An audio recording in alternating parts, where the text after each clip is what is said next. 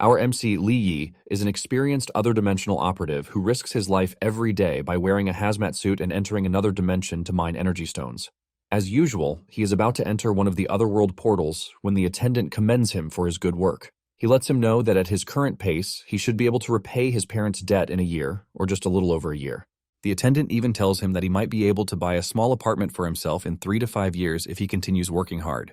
Li Yi assures the dude that he is going to work hard, but deep down, he knows he is dipping out of there once he is able to clear his parents' debt.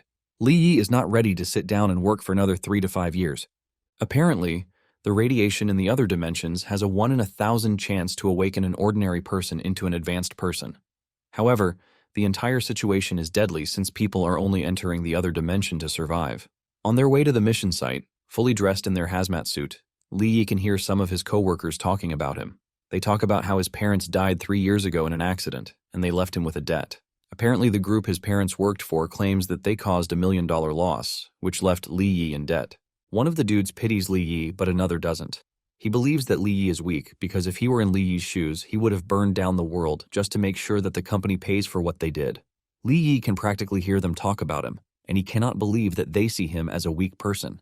He talks about how society has gone insane and made it seem like he is a weakling. When they get to the mission site, the supervisor tells them that everything is ready and all that is left is to get to work. Suddenly, the whole area starts to shake, and one of the workers shouts that everything is about to come crashing down, but another argues that there is nothing to be afraid of since it is just a little earthquake. Another person disputes this, saying they have never heard of an earthquake in the otherworld dimension. Another person backs him up, saying he is an expert in working in these dimensions and he has never heard of an earthquake. One believes that the shake is a result of monsters showing up. Immediately, another suggests that they pack their things and get out of there because he once heard that the place used to be infested with aliens. These are scary creatures that are more deadly than insectoids and beasts. One of the workers agrees with him, saying it is better for them to just stop. Just then, the supervisor screams at them to shut their mouths. He explains that the zone was cleared of aliens by the advanced ones some 3 years ago, so there is no way they are going to show up. He is still scolding his teammates when blood spills everywhere with a long claw impaling him from behind, turning him into a kebab. The others are shocked and left stunned by what they just witnessed, as they don't want to believe that they are not dreaming. They take a better look, and this is when it dawns on them that they are being attacked by aliens. Panic sets in, and they start scrambling to run away for their dear lives. However, the alien chases them down, crushing them, impaling them, and smashing across the room.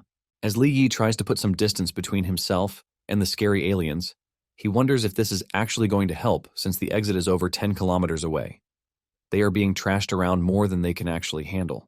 Li Yi is making an impressive run until the aliens throw one of his coworkers at him, causing him to crash to the ground. He manages to get on all fours, but before he can stand up, some of his teammates have made it to the truck. Those who did had no intention of waiting for the others as they started the truck and rode away. Li Yi screams at them, begging to be taken with them.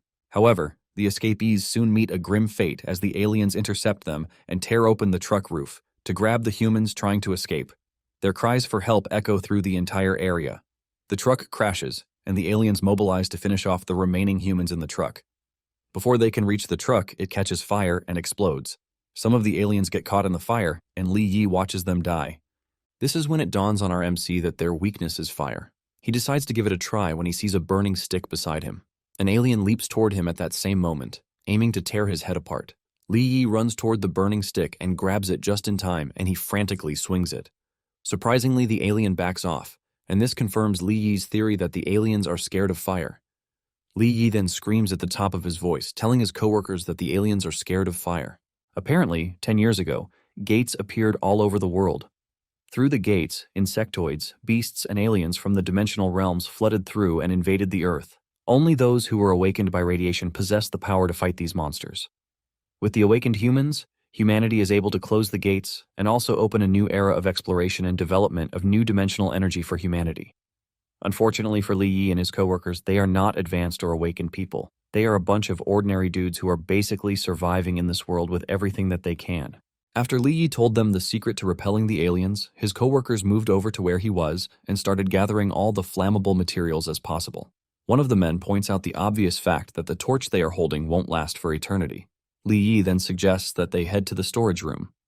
He reminds everyone that there is gasoline inside the storage room, and if they block the entrance with fire, they should be able to stay alive until the rescue team arrives. This suggestion is accepted, and the team forms a tight-knit circle so that they can block all openings while they slowly move to the storage room. Just as they reach the entrance of the storage room, Li Yi orders the gasoline to be poured at the entrance. Immediately, they get to work and pour gasoline on the ground. Once the gasoline has spread enough, Li Yi and his co-workers throw their torches into the flowing gasoline. This immediately creates a fire barricade that catches one of the aliens and roasts it to death. The others are forced to watch their comrade die in the fire, while their prey is on the other side of the raging fire. Once they are safe, the workers start thanking Li Yi for saving them because without him, they sure would have died at the hands of the aliens. They start giving him assurances that they are going to help him if he ever needs it. Just then, Li Yi notices a weird-looking statue in the room, and he calls their attention to it.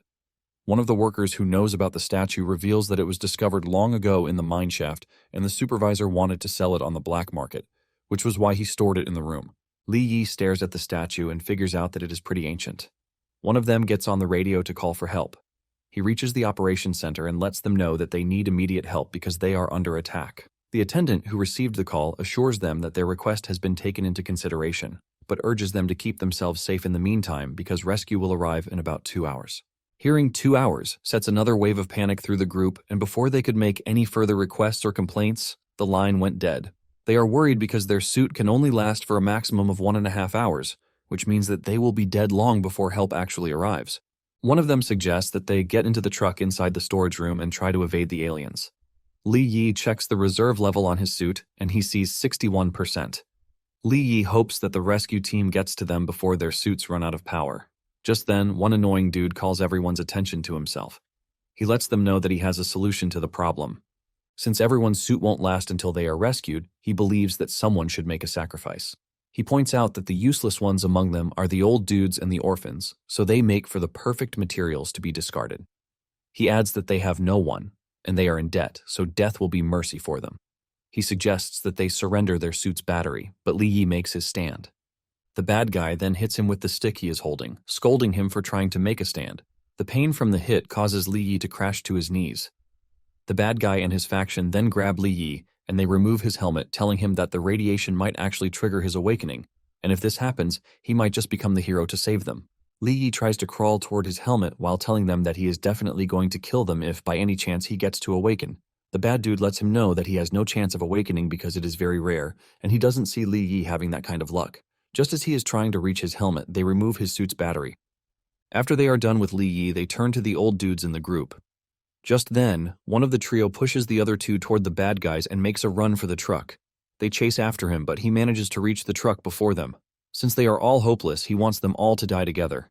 He starts the truck and turns toward the entrance, and the statue at the back of the truck falls off. The bad guys try to stop the truck, since they know that they are done for if the driver breaks the fire barricade, stopping the aliens from entering the storage room. The statue crashes right in front of an exhausted Li Yi. The bad guys fail to stop the driver, and he takes out the fire, causing the aliens to immediately descend upon them. Just then, Li Yi notices something really weird. The strange statue is laughing, and Li Yi believes that the statue is mocking him. One of the aliens walks toward Li Yi and crushes the statue's head in the process. The alien grabs Li Yi, leaving him to question his entire life and reality. He wonders why he has to endure everything he has been through so far. The alien raises him up before pushing his claw right into his chest. Li Yi's life flashes before his eyes as he remembers what he has had to endure because of his parents' deaths. His relatives abandoned him, telling him that they couldn't raise him. Some let him know that he is on his own and should find a way to sort out his own bills and rent. The worst of all came when the company his parents were working for came knocking. They let him know that his parents' deaths don't stop him from paying the debt that they owe. Apparently, Li Yi tried to sue the company, but all of his efforts went down the drain because the company easily found out what he was trying to do. Li Yi claims that he doesn't want compensation, but he wants the truth of what happened to his parents. The company's thug tells him that his parents violated procedures and caused the accident that led to their deaths. They let him know that there is no compensation for him, but they will make his life harder by requesting that he pay back the millions that they lost due to the accident. Li Yi can only clench his fist in agony and frustration when he hears this from the thugs. They let him know that it would have been better for him if he had settled for compensation instead of searching for the truth. Li Yi was kicked to the floor with the thug telling him that he would be the one collecting his debt every month. To make it worse, he added 30,000 interest monthly, and he expects the principal to be paid in 3 years. He expects the payment on every 15th of every month, and he lets Li Yi know that he is going to get rough-handled if he doesn't provide the money at the said time. To help Li Yi quickly get the money, the thug tells him about the mines. He tells Li Yi to become a dimensional miner because this is the only job where he might be able to repay his debt. Now staring death in the face, Li Yi is not ready to go out without a fight. He admits that he is weak, but he resorts to something in desperation. He bites the alien, forcing the alien to throw him away in anger and pain. Li Yi crashes to the ground with a big hole in his chest. Biting into the beast, he realizes that it smells really disgusting. Suddenly, he finds himself in the presence of the statue. It is smiling while a purple aura swirls around its body. The shadow reveals how disappointed he is that Li Yi is just some weakling who doesn't deserve his pity. Li Yi admits that he is a weakling, but he calls out the fact that he tried fighting back by biting the alien, but Shadow got his statue smashed to bits by the aliens. Shadow then tells Li Yi that he is the only one who has the power to save him. The only thing he wants is for Li Yi to hand over his body obediently, but Li Yi declares boldly that he is not interested in the deal. He says he is ready to die rather than be controlled by a freak like Shadow. Shadow laughs when he hears this, but just as the alien is about to grab Li Yi the second time, Shadow merges with Li Yi. With this, he activates the Shadow system. Using the Shadow energy, the alien gets smashed into the ground before it can touch Li Yi.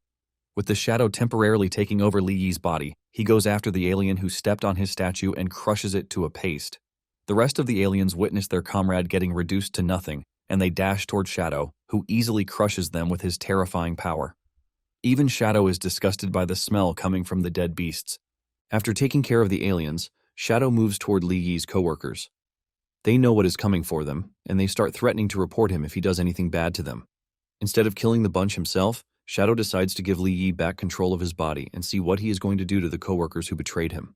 Li Yi grabs the traitors with Shadow's powers while they beg him to spare them, claiming that they did what they did so that they can survive. They even gaslight him, telling him that he would not have become an advanced person if they didn't do what they did to him. Li Yi is shocked to hear this as he asks them if they expect his gratitude for what happened. The bunch believes that they have gotten through to him, and they tell him that there is no need for him to thank them. They let him know that letting them go is all they want. Li Yi then agrees to let them go and even adds a bonus to it. Li Yi removes their helmets, exposing them to the radiation, and they start coughing out blood in literal seconds. After taking out the traitors, Li Yi walks over to the two outcasts. They are already begging to be spared, telling Li Yi that they didn't do anything wrong. Li Yi knows this and he drops 2 batteries for them, telling them to make use of them until rescue arrives. Shadow then tells Li Yi to stop acting all righteous and kind because it will only lead him into trouble. Li Yi simply tells Shadow to keep his mouth shut because he doesn't need a freak like him bossing him around. Shadow then tells Li Yi that he would like to see him act tough when he is about to die again. Li Yi steps out of the storage room to see a bunch of aliens approaching his location.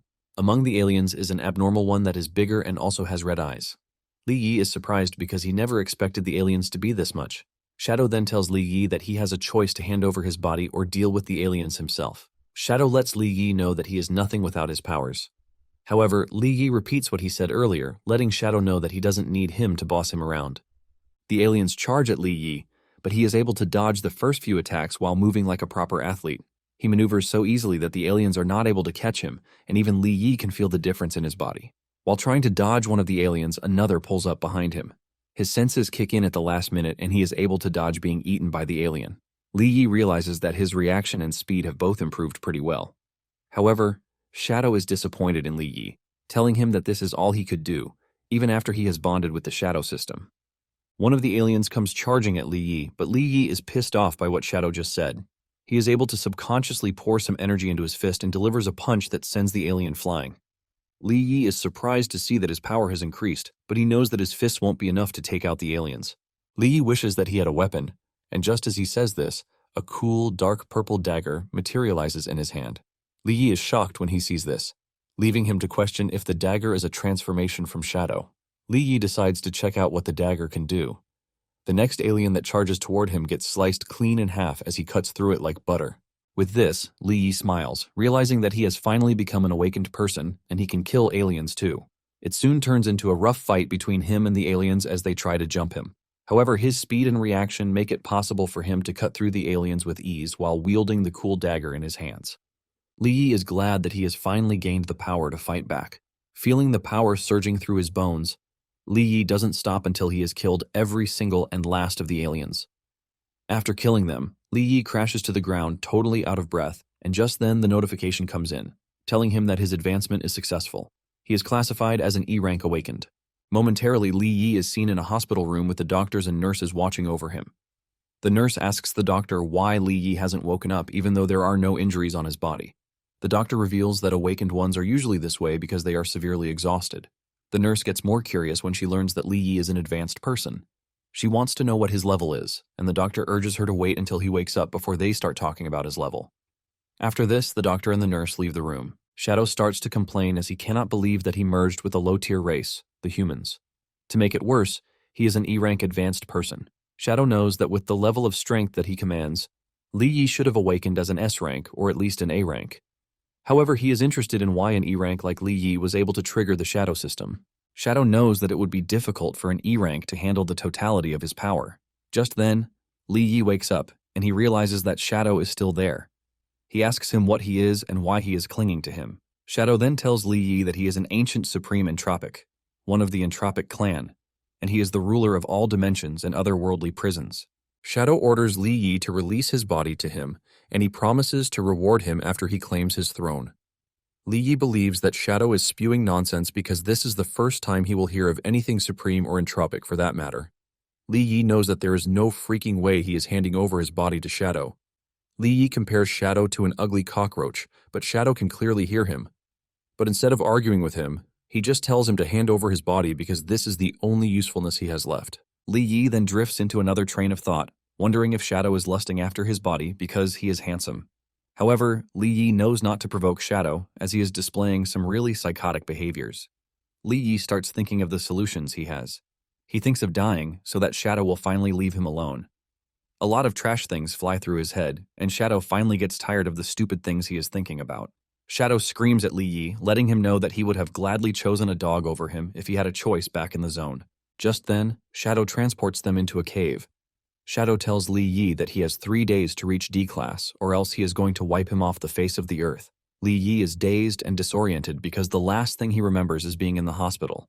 He wonders where he is, and Shadow reveals that they are currently in an otherworldly E-class trial site.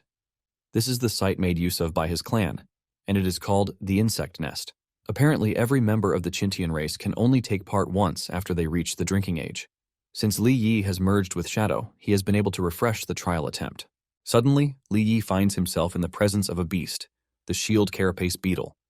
Li Yi is surprised that he knows the name of the beast even though it is his first time seeing it. Shadow then tells him that the Shadow system that he blessed him with will let him have access to his knowledge bank. Li Yi then whips out his cool dagger and he makes some quick, flashy moves before trying to attack the beetle from behind. He manages to use his speed to get to the beetle's back to land a hit, but his attack bounces off the beetle's hard shell.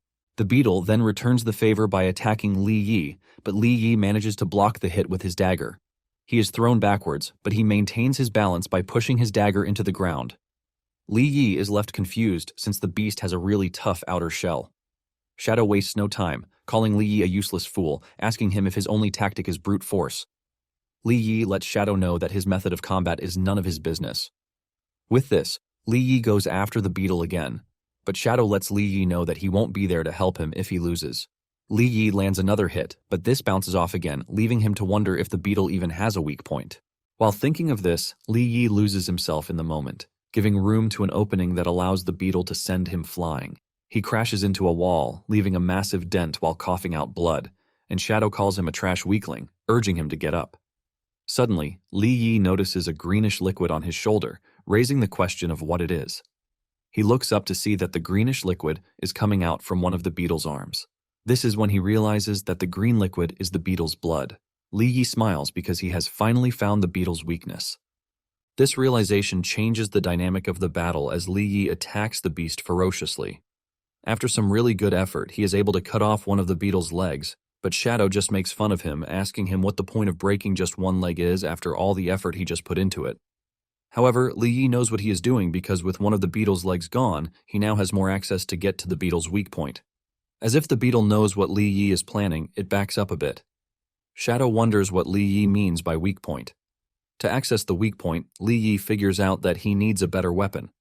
Just then, a purple spear materializes in his hands just like the dagger. Armed with the spear, he dashes toward the beetle and gets underneath it. He pushes the spear into the beast's underbelly, causing it to scream in pain. Li Yi tears through its underbelly and reveals that the reason the beetle is lying down the way it is because its weak point is on its abdomen.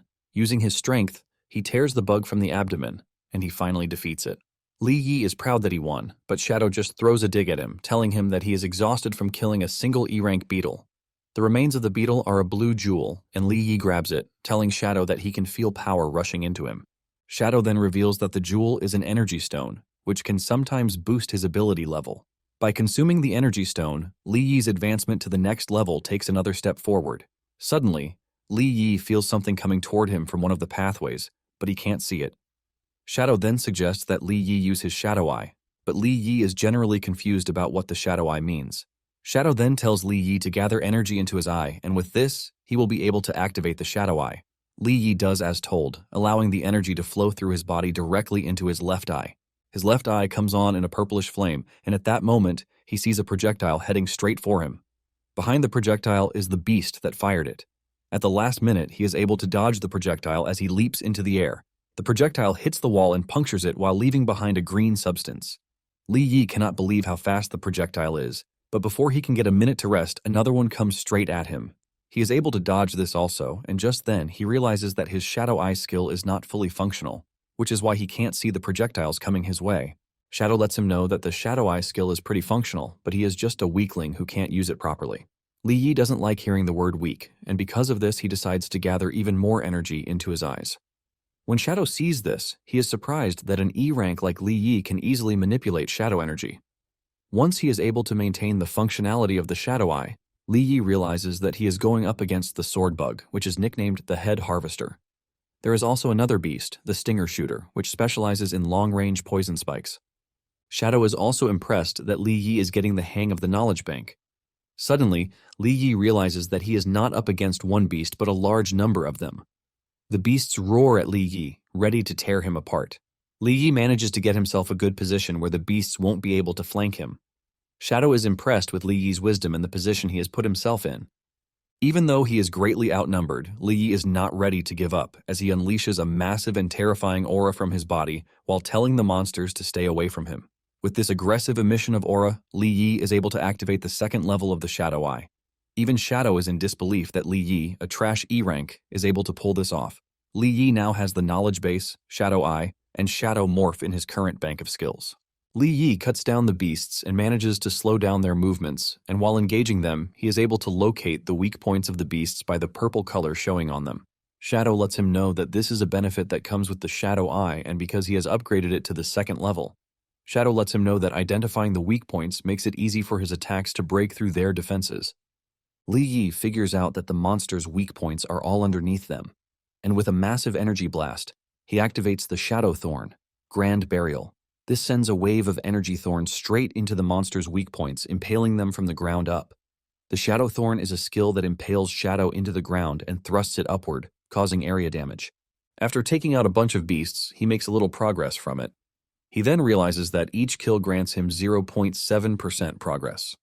Since he has figured out their weak points, he wants to wipe them out in one go. Using the Shadow Eye, he gets a speed boost that he uses to run through the monsters. This leaves a purple trail behind him as he takes them down like cutting through butter. Suddenly, another species of beast comes flying at him. Li Yi only manages to dodge at the last minute to avoid his head getting torn off. Li Yi uses his smart brain to turn the Shadow Dagger into a whip to grab the monster around the neck. He drags the beast before cutting its head off, while teasing him to jump again if it can. Since the stingers are still a problem, Li Yi goes after them, relieving them of their butts to take out their long-range capabilities. The monsters hanging above the cave area pisses him off, and he grabs all of them with his whip, throwing them to the ground. With the level of smartness that he has displayed during the battle, Shadow starts getting more and more interested in Li Yi. Li Yi continues taking out the monsters, and in no time he reaches 30% of what is needed to advance to D rank. Unknown to him, the Shadow Eye is very powerful, but at the same time, it consumes immense mental power, which is the price paid to use the Shadow. Just as Shadow said, the side effects start to kick in, and Li Yi's vision goes blurry. Shadow figures out that he has hit his limit already, since he is an E-rank awakened. This little lapse in concentration allows a monster to sneak up on him and impale him from behind. However, Li Yi is determined to keep going because he finally has the power to get revenge, and he is not about to die to a bunch of monsters. At this moment, Li Yi has just a little over 15 hours left. Li Yi is driven by the motivation to know what happened to his parents, and while the company is trying so hard to cover it up. In addition to this, he is forced to repay a debt that he knows nothing of. Li Yi continues pushing forward, and by the time he reaches 70% progress for his breakthrough, he has just over 5 hours left. Nonetheless, Li Yi is not ready to give up since he already has the one thing to give him the revenge he actually wants. As Li Yi turns the monsters into kebabs and spreads their parts all around the cave, he is dreaming of how he wants to drag all the company executives down to their graves. Li Yi is determined to make them pay and beg for forgiveness for what they did to his parents. When he reaches 95%, he has just 2 minutes left. Shadow is impressed with what he is seeing as he realizes that human hatred is surprisingly compatible with the shadow system. In addition to being compatible, it fuels the shadow system, but he urges Li Yi to hurry up since the time he gave him is about to run out. Li Yi continues to fight as he stands above a stack of monsters that he has taken down, while he has just 11 seconds left with a 97% progress. Realizing that he has just a few seconds left, Li Yi decides to unleash all of his shadow energy in one go. Even Shadow is surprised by what Li Yi is about to do, asking him if he is not scared of exploding. Li Yi reveals that he is ready to give his life as long as he is able to break through to the next rank. With the last seconds of his time, Li Yi unleashes his full strength at the monsters. Before the timer reaches 0, Li Yi lands his final blow, filled with immense shadow energy, that destroys everything in his path. It shatters the ground, wiping out the monsters, but it is enough to help him break through to the next rank. Li Yi is exhausted from this, and Shadow teases him, telling him that he can finally call him Little D for making it to the next rank. Just then, he spots a weapon lying in front of him. Shadow informs him that the insect nest used to be the beginner trial field for his race. Shadow calls the giant sword on the ground a dagger, telling Li Yi that it can be classified as A rank. Li Yi is surprised to see Shadow call the big sword he is holding a dagger. He wonders if the entirety of the Shadow race is made of giants. Shadow boasts, telling Li Yi that the weapons are nothing when compared to his great shadow power.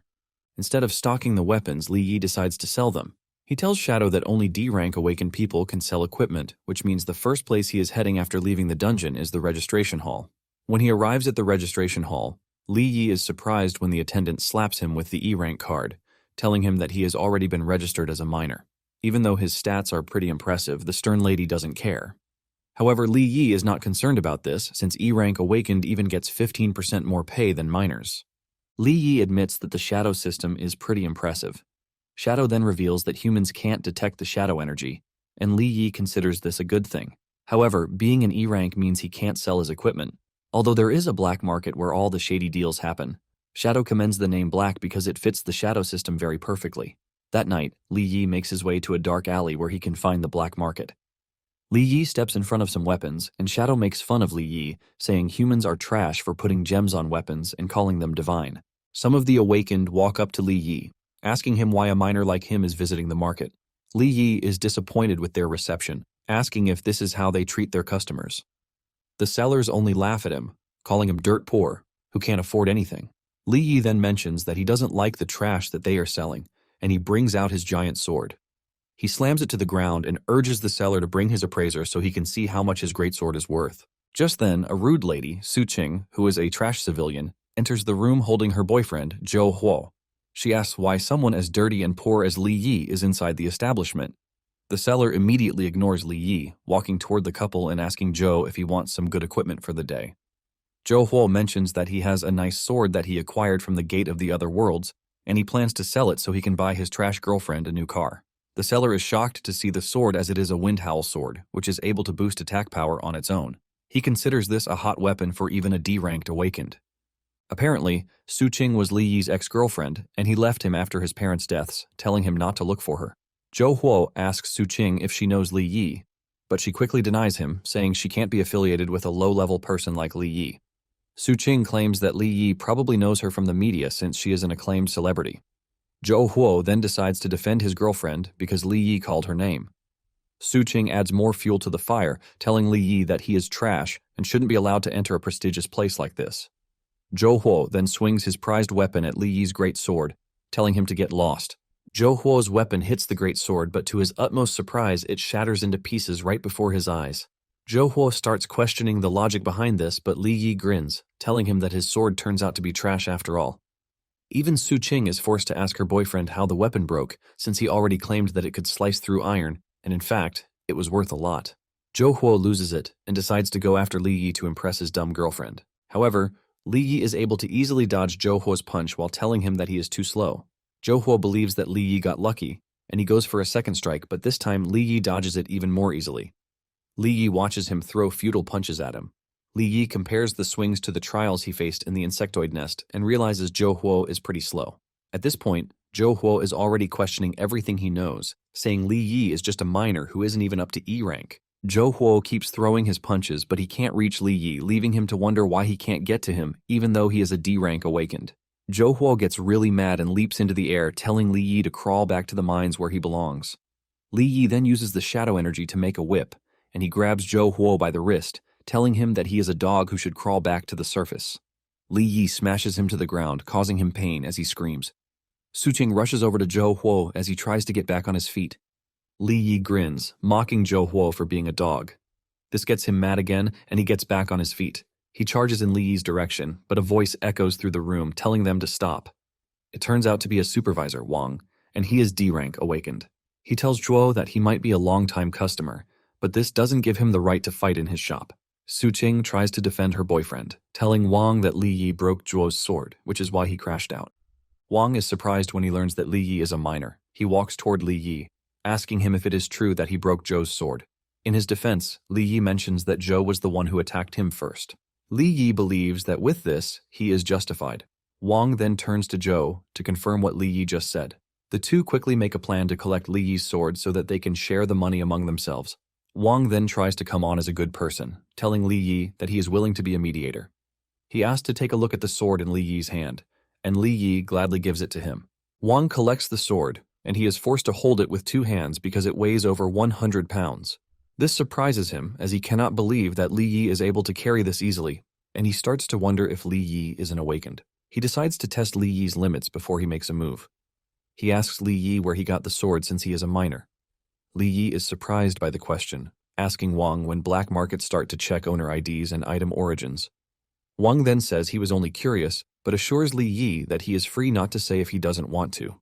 Li Yi then tells the dude that it was a sword that he picked up during mining. Wang's eyes light up in excitement, believing that Li Yi is truly a lowly miner. Wang then claims that the sword is not worth much because it has no added attributes. He then claims that Zhou's sword would have been worth over 2 million if it hadn't been shattered. Wang then comes up with a useless deal, telling Li Yi that he is willing to buy his sword, but he refers to it as a broken sword. Wang tells Li Yi that he has to compensate Zhou 2 million, and he will cover the rest of the fees. Wang believes that this is a good deal for him, asking Zhou what he thinks about the deal. As planned, Zhou goes along with the plan, saying he is fine with it since Wang has stepped in to help. Suqing is worried since she doesn't think Li Yi can get 2 million. She is seriously worried that she won't get the car she was promised, but Zhou has another sinister plan. They plan to kill Li Yi and sell his organs, which will still get them the 2 million that they need. Suqing is on board with the plan as she is relieved that she will still get her promised car. Just then, some dudes in black start walking up to Li Yi, but he is unfazed, and he is even surprised that they already have everything figured out. Wang smirks, asking him if he has a problem with it. Li Yi calmly replies that he is not the only one with a problem with their plans.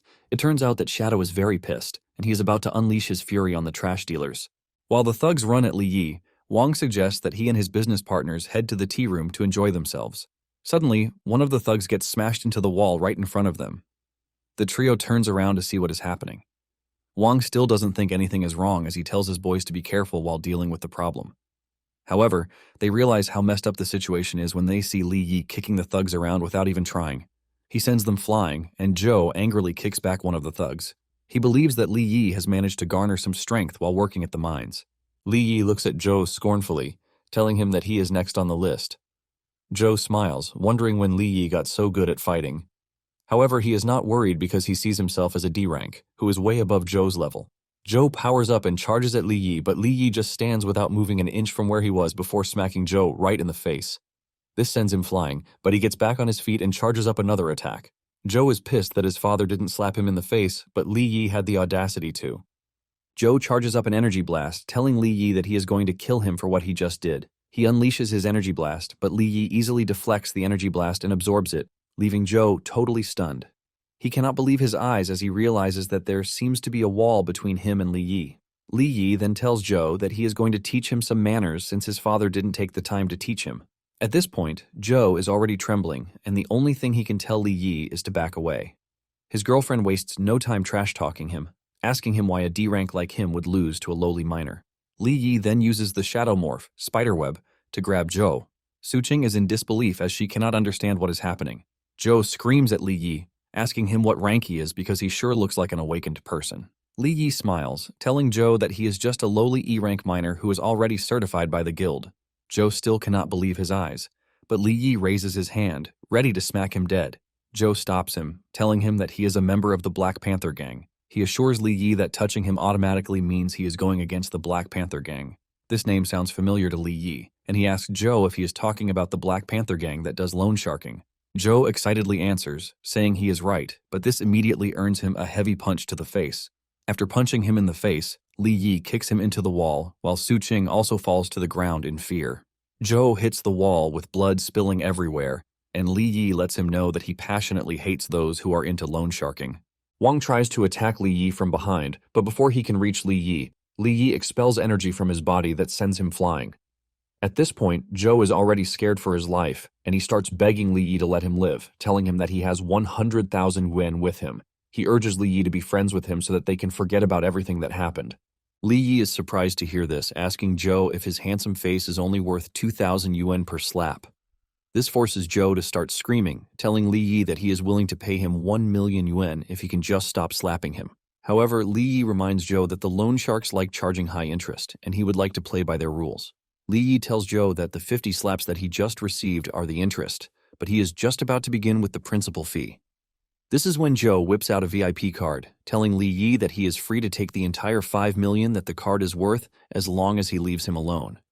Li Yi recognizes that the card is from the NG group, which means they are the ones collecting the debt he has been repaying. Because of this, he decides that he will let Joe go so that he can lead him to the bigger fish. Joe starts swearing that he has already offered everything that he has. Li Yi drops Joe, telling him that the Black Panther has taken millions over the years, and he considers that the money he just received is part of his money. Suqing helps Joe back on his feet, and Joe questions Suqing's credibility because she told him that Li Yi is just a miner. In her defense, she claims that she didn't know Li Yi had suddenly gotten so powerful. Joe slaps Suqing across the face, telling her that he wouldn't have let his guard down if she hadn't told him that Li Yi was a miner. Joe is pissed, and he grabs his phone to put a call through. He immediately calls his brother, who is in the middle of torturing some dudes. Joe tells his brother that he needs to stand up for him because he was just robbed by someone. He claims that he wanted to give his brother a very expensive sword, but the thief stole it from him and even threatened to wipe out the Black Panther gang. His brother immediately becomes interested and demands that Joe send him the culprit's info. After Panther is done with his business with the people he is terrorizing, he simply wipes everyone out with his power that stretches out of his hand to impale everyone behind him. He then mentions that he is about to trample upon the culprit that Joe mentioned. The Shadow System's knowledge base adds another piece of information, and it is the details of the NG group that caused the death of Li Yi's parents. Later on, Li Yi heads to one of the task zones, and the attendant asks him what he wants. He reveals that he is an E-rank awakened, and he wants a task that he can work on. The other awakened dudes who are there laugh at him, telling him that he is trying to get himself killed because there are only D-rank missions in the zone. They further trash-talk him, telling him that E-ranks like him beg for scraps, but he has the audacity to talk big at them. The attendant then urges Li Yi to wait outside the building, where any team that wants him will come and meet him.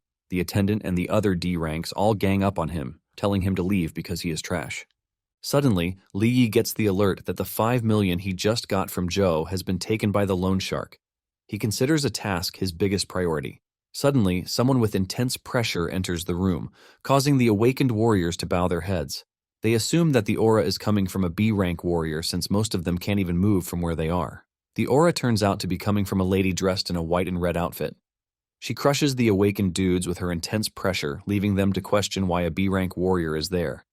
On the other hand, Li Yi is totally unaffected by the aura coming from the lady. Using his shadow eyes, Li Yi is able to figure out that the lady seems like a rich girl, but he is not sensing any killing intent from her, leaving him to wonder if she is hiding it. The dude with the B-rank lady then announces that there is a D-rank task at the Beast Abyss that needs a D-rank awakened to work as a miner. He asks the people if any of them are interested. The other awakened dudes soon start to notice that Li Yi is not affected by the B-rank's aura, leaving them to question how he is able to do it since he is just an E-rank awakened. They are even surprised when he boldly takes a step forward. Li Yi is shocked when he realizes that he is the only one who stepped forward to take the task. The B-rank lady is impressed that Li Yi is not bowing to her aura, even though he is just an E-rank minor. The attendant tries to get familiar with the B-rank lady, Qin, telling her that there are a lot of D-rank warriors that he can show her, but Qin refuses. Qin lets the attendant know that she is interested in Li Yi. The attendant protested against this, telling Qin that Li Yi was late and hadn't even queued up at the register. The attendant tries to point to the rules, but Qin sternly tells him that she is an embodiment of the rules. Realizing that Qin has gotten pretty serious and pissed, the attendant is forced to back off. Even the attendant is shocked because this is the first time he will see her pick someone by herself, leaving him to wonder if there is an interesting story surrounding the miner's background. Not long after this, they make their way to the dungeon where they engage beasts. The team is pretty balanced as they have all the classes among them. The team contains a bard, a swordsman, a warrior, and other classes to make everything balanced. Li Yi is impressed with the way the team is operating. He realizes that they are in perfect sync, and with the B rank leading them, they should have no problem. However, using his shadow eye, he is able to figure out that there are minotaurs below them, and this exceeds the number of beasts that should be present in the dungeon. Li Yi starts to wonder why the rest of the team can't sense the minotaurs. Shadow then tells him that his shadow eye has already reached the 2nd level, which means his sensory perception is way above every member of the team. Li Yi agrees with him, but believes that Qin should be able to sense it since she is a B rank awakened.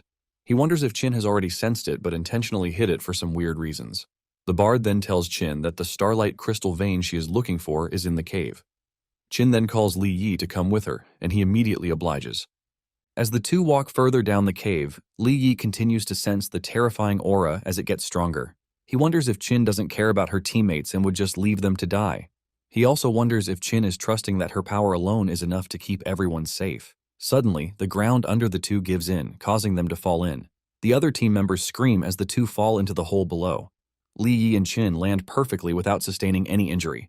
Just then, they come face to face with a D-rank Minotaur Beastman that is ready to tear everything in its path to shreds. Just then, Qin unsheathes her sword, and Li Yi is relieved that she is about to make a move. Just then, Qin does something surprising. She starts to retreat while telling Li Yi to move forward, assuring him that she is going to cover him. Li Yi is surprised to hear this, reminding Qin that he is just an E-rank minor. Suddenly, Qin falls to her knees, begging Li Yi to engage the beast. Li Yi is surprised that a B-rank like her is refusing to fight while edging him to fight.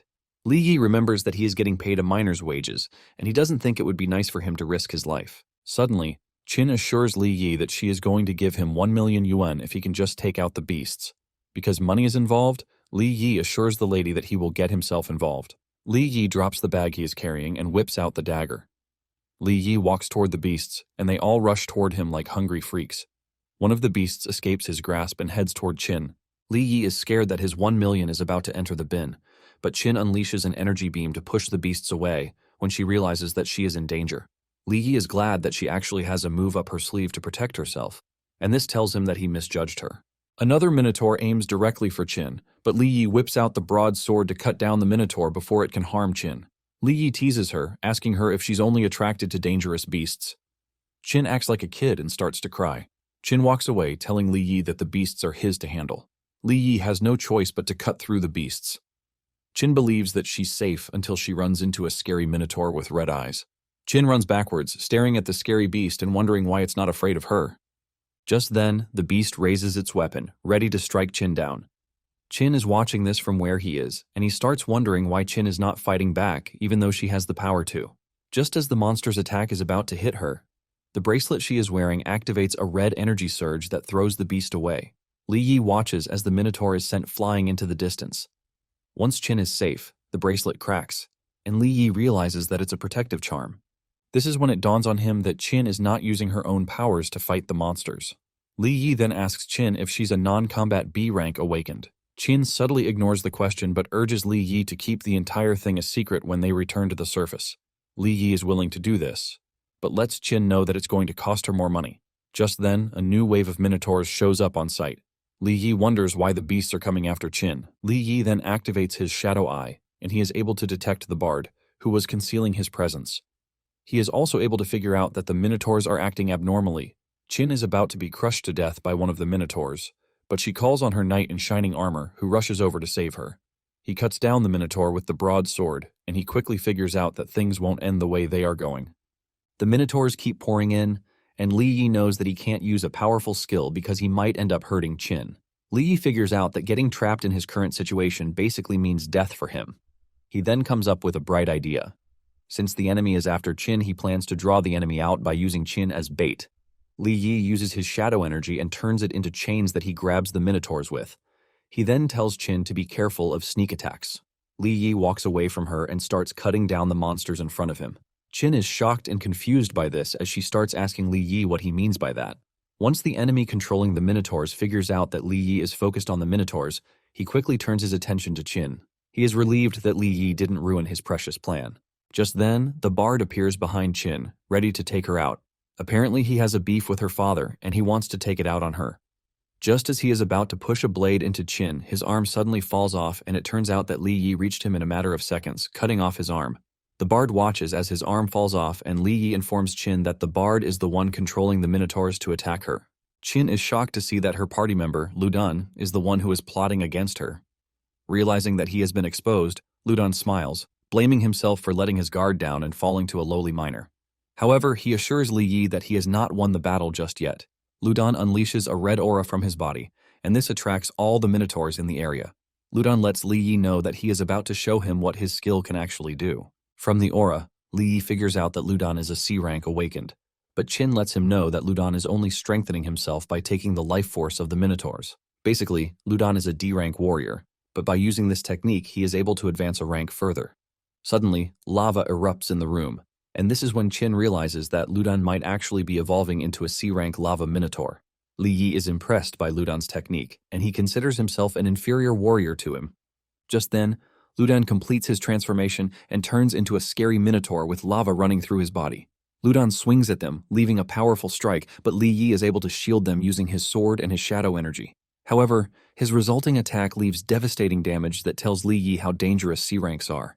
Even though Li Yi tried to block the attack, he was still left with burn marks on his body. Qin is worried when she sees that Li Yi sustained some damage to his body. Ludan prepares for another wave of attack, and Li Yi is not about to wait around to see what he can do.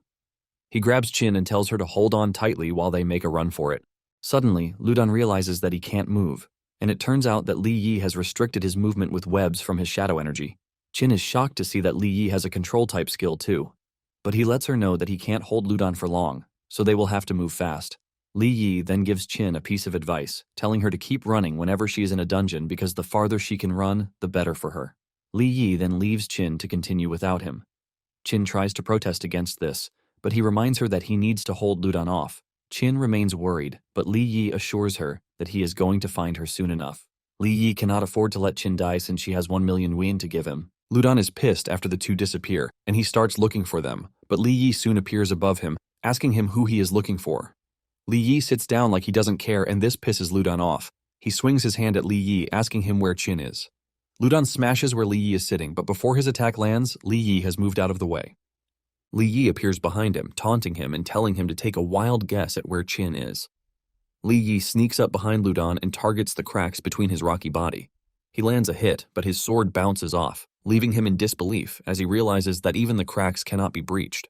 Ludan mocks him, asking him if he is dull in the head since he is using a blade to try and cut down a rock. Ludan swiftly turns around and almost smashes Li Yi into the ground, but he moves out of the way thanks to his crazy agility. Because of the lava flowing in the area, Li Yi thinks of changing positions to lure out Ludan. Li Yi runs through a rocky wall while Ludan angrily chases after him, calling him a rat. He teases Li Yi, asking him if the only thing he knows how to do is run away. Once Li Yi has reached the location where he wants, he activates his shadow eye. He knows that no matter how strong and dangerous he looks, he definitely has a weakness. Ludan still comes charging at him, telling him that he is going to kill him and then go after Qin. Ludan angrily reaches Li Yi and tries to crush him, but he dodges. Momentarily, Li Yi has been able to find Ludan's weakness. Li Yi leaps up and aims for Ludan's neck, which seems to be his weakness. Ludan turns to look at him, telling him that he knows what he is planning. However, Ludan is confident that no matter what tricks he wants to pull, it is going to end up useless. Before Li Yi can land his hit, Ludan smacks him into a wall with his terrifying firepower. Li Yi cannot believe how strong Ludan is, and this further cements his fear that C-ranks are beasts. Since Li Yi is trapped against the wall, Ludan charges at him, telling him that there is no escape route for him. Meanwhile, Li Yi has no intentions of running since he is looking for an opening. He activates the shadow energy to whip out his dagger, and Ludan laughs at him for thinking his dagger can do anything against him. Ludan swings his weapon, but Li Yi gets out of the way, waiting for Ludan to strike again. Ludan hits the ground while attacking, and before he can react, Li Yi gets behind him. He is face to face with the lava opening, which seems to be the weak point. However, he can feel the intense heat coming from the spot he wants to attack, leaving Li Yi to think twice about his decision. The steam from the source is able to push Li Yi back. He is stunned that even his shadow energy is failing to block the intense heat. Li Yi gives Ludan his credits, telling him that he knows how to protect his weak points more than he actually thought. Ludan is surprised that Li Yi was even able to figure out his weak point. However, he is confident that Li Yi cannot do anything even if he knows it, since there are over 2,000 degrees Celsius of heat still emanating from his weak point. Ludan then tells Li Yi to tell him where Qin is, and he might spare his life. Li Yi smiles, calling Ludan a traitor for selling his master for fame and fortune. Li Yi then lets Ludan know that he has no interest in trusting a traitor. This pisses Ludan off, and he roars in anger, causing another lava lake to erupt. Ludan swings his weapon at Li Yi, forcing him to evade again. Ludan mocks him, asking him why he is always running around instead of fighting. Li Yi tries to hit Ludan with his shadow webs, but Ludan dodges the attack, giving Li Yi the ground to diss him too. However, this is Li Yi's plan as the webs all converge at Ludan's weak point. Even with his brilliant plan, the heat from Ludan's weak point is just so much that it melts the webs before they can reach. Ludan taunts Li Yi, telling him that his efforts are pretty useless. Li Yi frowns in frustration as Ludan tries to decapitate him. Li Yi moves out of the danger zone, but Li Yi is getting worried since he might end up running out of energy because the shadow energy consumption is high. Li Yi starts wondering if his only choice is to ask Shadow for help. Li Yi trashes this idea and goes after Ludan himself. He is ready to die as long as he doesn't give Shadow control of his body again. Li Yi leaps into the air and whips out a spear, using the shadow energy. In addition to the risks attached to what he is about to do, he knows taking down the C-rank Minotaur will earn him a ton of rewards. Li Yi ignores all risks and dives straight for the steaming heat. Li Yi screams in pain as he breaks through Ludan's weak point. Ludan also feels the intense pain soaring through his body, and once he realizes that his HP is about to get to 0, he is forced to activate Berserker Rage. With the Berserker Rage active, he is able to stop Li Yi from totally ending him. He expels a ton of energy from his body that sends Li Yi flying. Li Yi crashes into the ground in pain. Ludan is pissed that a miner like Li Yi is pushing him to his limits. Ludan looks down on Li Yi, telling him that he has reached the end of the road. He is about to crush him when Li Yi feels a sudden burst of energy running through his body. Li Yi wonders where the power came from, and Shadow lets him know that the energy has always been inside him. Apparently, his body wasn't able to channel it because he had not been tempered by high heat. Shadow is impressed that Li Yi's risk has paid off, allowing him to unlock a new form of shadow energy. As the energy runs through his body, it heals him. Li Yi has finally awakened Shadow, even though he is still in the beginning tier. Li Yi stands there in awe, healing his own body while Ludan is worried, as he doesn't know how Li Yi is able to heal so quickly. Ludan can also sense the scary aura coming from Li Yi's body. Ludan can sense the danger of things, and he decides not to give Li Yi the chance to recover. Ludan unleashes his lava attack, but Li Yi anticipates this and moves backward. Ludan is shocked to see that Li Yi is keeping up with these attacks, and even better than before. At this point, Ludan is now worried as he questions Li Yi's authenticity of being an E-rank miner. To make things hard for Li Yi, Ludan transforms the entire floor into lava so she can see where Li Yi can run to. Li Yi dodges, but when he realizes that there is no way out, he stands on the lava to fight back. It turns out that the shadow enhancement is so powerful that Li Yi is basically walking on fire. He wonders how strong it would get when it reaches the highest level. Li Yi then teases Ludan, telling him that the fire is not enough. Ludan tries to prove himself by screaming, but Li Yi just stands there unfazed. After Ludan is done, Li Yi lets him know that it is time he shows him what real power looks like. With the power surging through him, Li Yi rushes over to the Minotaur at full speed, and before he can react, he chops off his arm. The enhancement has increased all of Li Yi's stats by 200%, which makes him more dangerous than he was. Ludan screams in agony and anger, roaring about his lost arm. Ludan angrily charges at Li Yi, who is just standing there to farm aura. Li Yi relieves him of his second arm to make sure it balances out. With the enhancement, Li Yi can even deal long-range damage. However, Ludan regrows his arms thanks to the lava. Ludan roars, making fun of Li Yi and telling him that as long as there is lava, he can regenerate infinitely. He calls Li Yi's attacks useless.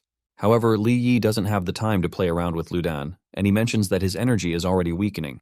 Since this is what Li Yi believes, Ludan urges him to try and hit him. Li Yi accepts his challenge and moves at a great speed that Ludan cannot track. All he sees is Li Yi's purple trail as he deals damage to his body. Just then, Ludan feels something weak happening to him, and Li Yi grins, telling him that his energy is already at the limit. He urges him to surrender when he still can. Just then, Li Yi leaps into the air and dives toward Ludan, ready to finish him. Ludan sees and starts begging, reminding Li Yi that they didn't know each other before, so there is no need for them to kill each other. Li Yi agrees with this but lets Ludan know that Qin gave him 1 million yuan to protect her, and he aims to take the money. Immediately, Ludan drags them to the negotiation table, telling Li Yi that he is ready to give him 5 million yuan once they return to the city. Li Yi gives this a quick thought, and he asks Ludan if he will go back on his word when they return to the city. However, Li Yi is worried that this is exactly what Ludan will do and might even come after him with reinforcements to terminate him. Ludan tries to plead his case, assuring Li Yi that he is not a scum who backstabs people. Li Yi smiles when he hears this and reminds Ludan that he is a backstabber who needs to be handed over to Qin's father. He knows Qin's father would like to get his hands on the person who tried to eliminate his daughter. Li Yi points out that saving Qin and capturing an internal traitor would earn him a huge favor from the head of Longmen 3rd Street, who is Qin's father, and he lets Ludan know that this is worth more than the 5 million he is offering. When Ludan hears this, he realizes that falling into Mr. Qin's hands means death, but not only for him. His entire family will have to pay for his sins. Realizing that he has no way out, Ludan resorts to something drastic. He pulls out a blue shard, which Shadow recognizes as the shard of the gate to the other world. Shadow tells Li Yi that if Ludan manages to destroy the shard, the dungeon will lose its only connection to the outside world, causing the portal to vanish while everyone remains trapped in the dungeon forever. Li Yi is shocked by this, and Ludan smiles, telling Li Yi that he forced him to make a drastic decision.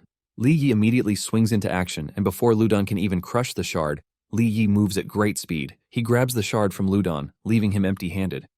Ludan is shocked, but while he is still looking at his bare hand, Li Yi makes the move to finish him off. Li Yi breaks through his weak point, shattering every bit of energy left in Ludan. Ludan screams in agony as he crashes to the ground.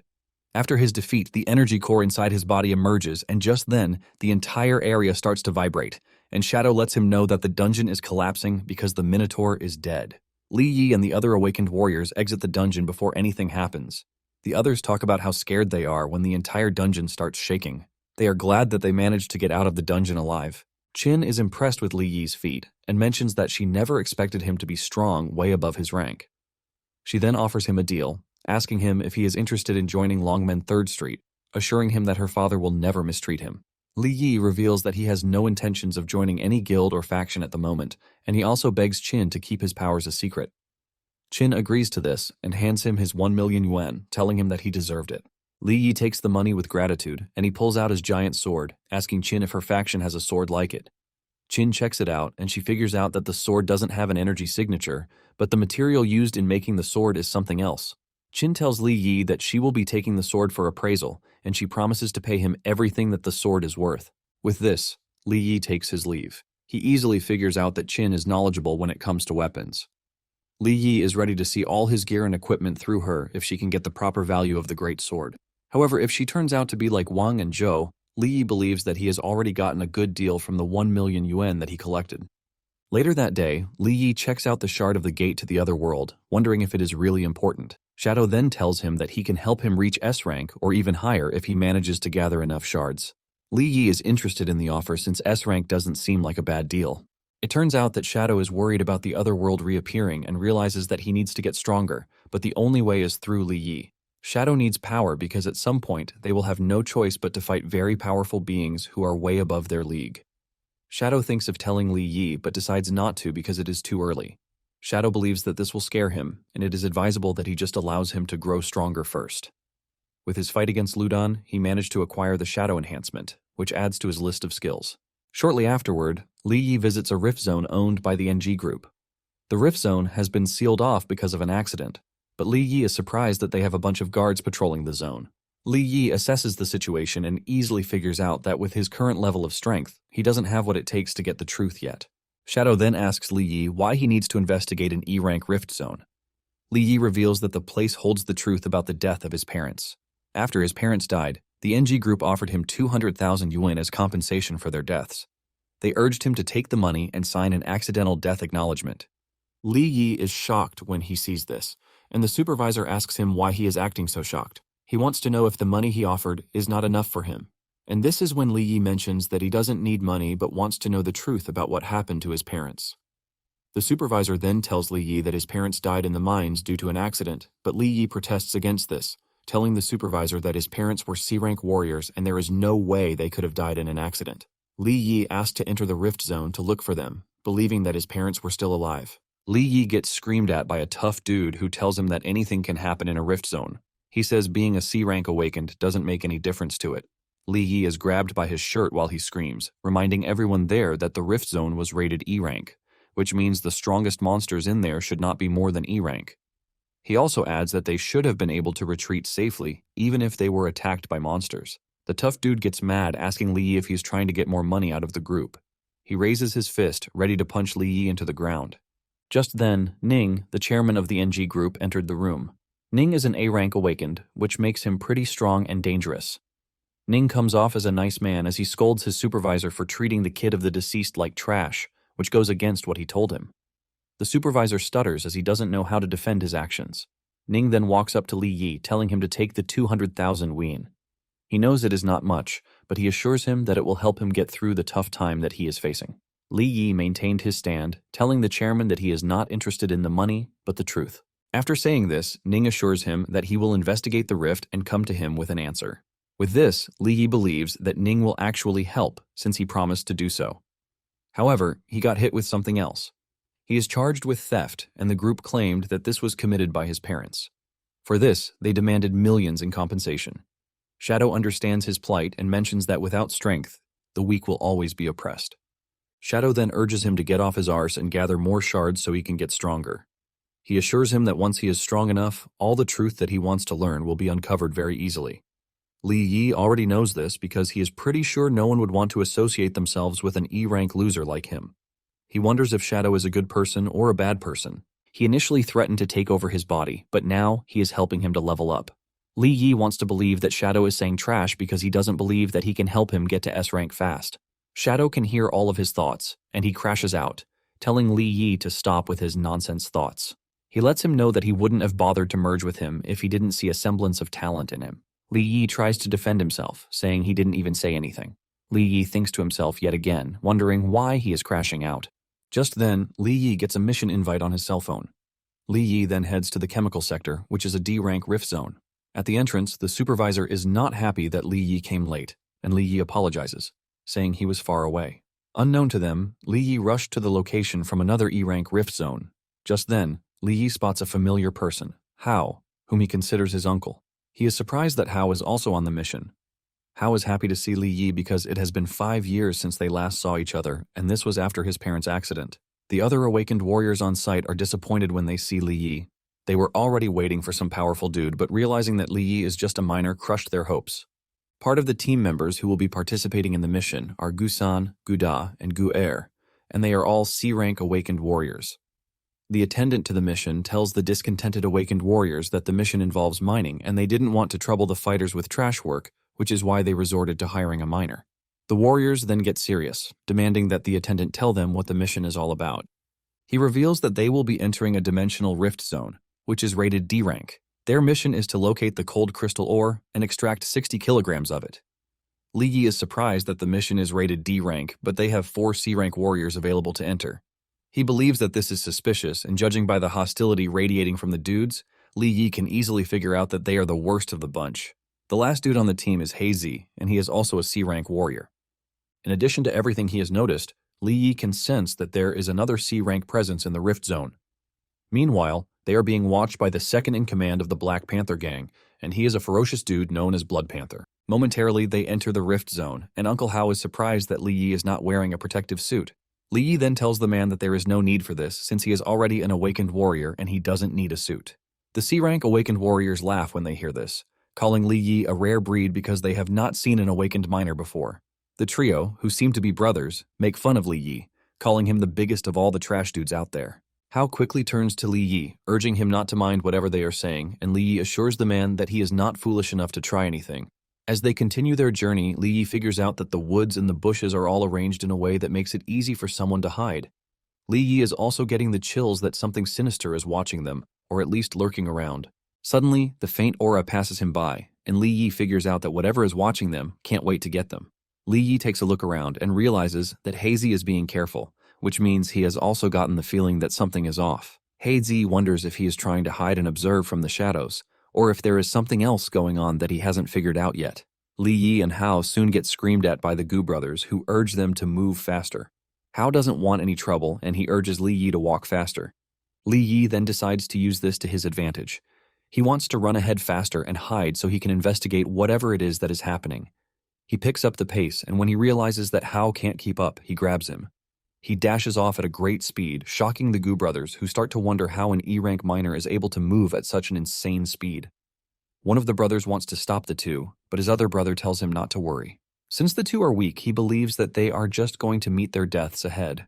Meanwhile, Blood Panther is right above the Gu brothers, and he is wondering where the others are. He believed that they had sensed danger and disappeared.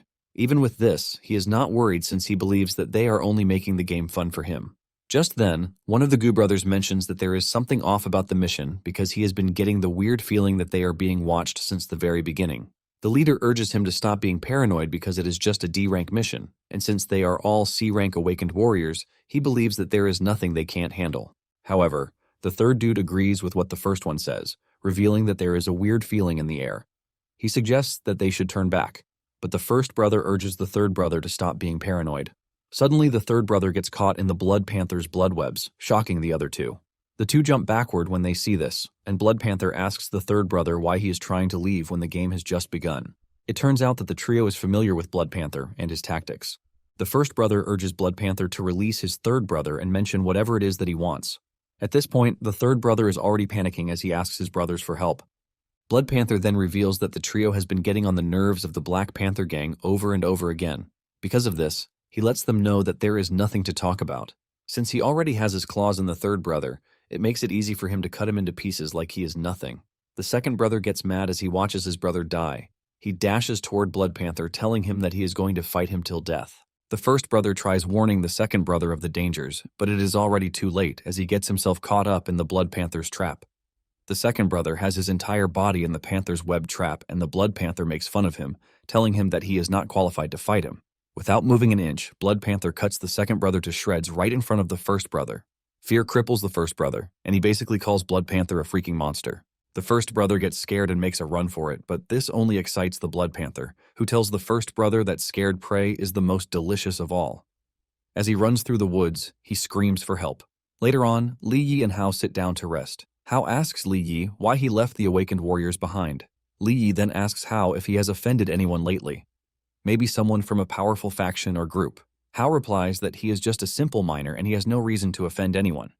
Hao asks him why he would think such a thing, and Li Yi simply replies that the mission they have been given is a death trap. Li Yi figures out that someone is planning to wipe them all out in the zone. Hao gets scared when he hears this, and Li Yi urges him to tell him if there is anything that he has done wrong. While the two are discussing, the first Gu brother reaches their location, breathing heavily like a cheetah. The first brother gets mad that Li Yi knew that something was off from the start and he didn't say anything. He blames Li Yi for his brother's deaths. Li Yi then stands up to look cooler before dissing Gu and saying he is not completely useless. Li Yi is glad that Gu was able to lead him straight to the enemy before he died. The first brother is confused by this, and he asks Li Yi what he means. Li Yi repeats himself, telling Gu that he is about to die. Suddenly, Gu feels Blood Panther's web all over him, leaving him shocked because he didn't know when it all happened. Blood Panther is excited that Li Yi is an interesting person for a random miner. Li Yi immediately activates his ultimate Shadow Eye as he prepares to engage the deadly Blood Panther. When Hao senses the incoming danger, he begs Black Panther to let them live, mentioning that they are just random miners who have never crossed him. Blood Panther admits that Hao has never crossed him, and he never would have been on his target list if he had not allowed something to slip out of his mouth when he was drunk some days ago. Apparently, Blood Panther is C-rank awakened, but his technique to manipulate blood makes him dangerous. Hao begs Blood Panther, assuring him that he is going to take his secret to the grave. He lets Blood Panther know that he will never tell anyone about what happened. Blood Panther smiles evilly, telling Hao that there is one truth that he believes in. Li Yi immediately figures out that Blood Panther is about to do something crazy. He screams at Hao to watch himself, but he can't react in time and he gets hit in the shoulder with Blood Panther's blood spike. Blood Panther reveals that the only thing he believes to be the truth is that the dead don't talk. Li Yi is pissed and whips out 2 daggers to go after Blood Panther. Blood Panther admits that he never thought Li Yi would have some insane skills since he is just a regular miner. He finally understands how he was able to take down Zhou. Li Yi finds himself getting webbed over by Blood Panther's blood. Just as he is about to reach Blood Panther, he swings his hand so hard that he plans to decapitate Li Yi, but he manages to jump out of the way in time. Blood Panther doesn't hold back as he continues the hunt, telling Li Yi that he is ready to send him to the afterlife since he is so eager to go there. Realizing that Blood Panther is coming at him with very serious intentions to kill, Li Yi activates the Shadow Enhancement. He manages to block some of Blood Panther's attacks, but most of them get through, leaving Li Yi in disbelief. He can't believe that even with his Shadow Enhancement on, he can't block Blood Panther's attacks. Blood Panther gets the edge when he notices that Li Yi is zoned out. Blood Panther smacks him so hard that he gets sent into a tree. Hao screams Li Yi's name to check if he is fine, but Li Yi urges Hao to stay back. Li Yi figures out that he can't win by getting close to Blood Panther, and the only solution to the problem is to change his tactics. Blood Panther assures Li Yi and Hao that they have nothing to worry about because they are definitely dying that very day. Li Yi then activates his ultimate Shadow Eye, and he combines it with the Shadow Morph to produce daggers.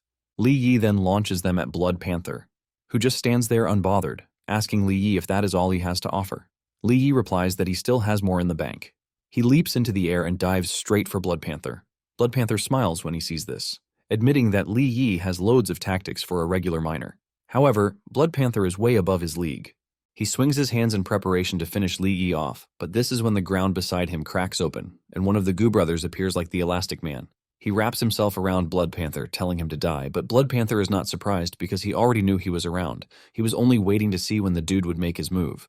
Blood Panther then tells the dude that his power is a weakness because he is fighting the wrong opponent. He reminds the Goo dude that close combat is his strength and domain. The dude realizes his mistake, but it was already too late, and Blood Panther skewers him into pieces using his blood skill. Li Yi cannot believe that a C-rank awakened was easily taken out. He puts 2 and 2 together and realizes that he is way weaker than the C-rank, who just got killed. He grabs Hao, telling him that their best bet would be to run away before they get skewered just like the Goo brother.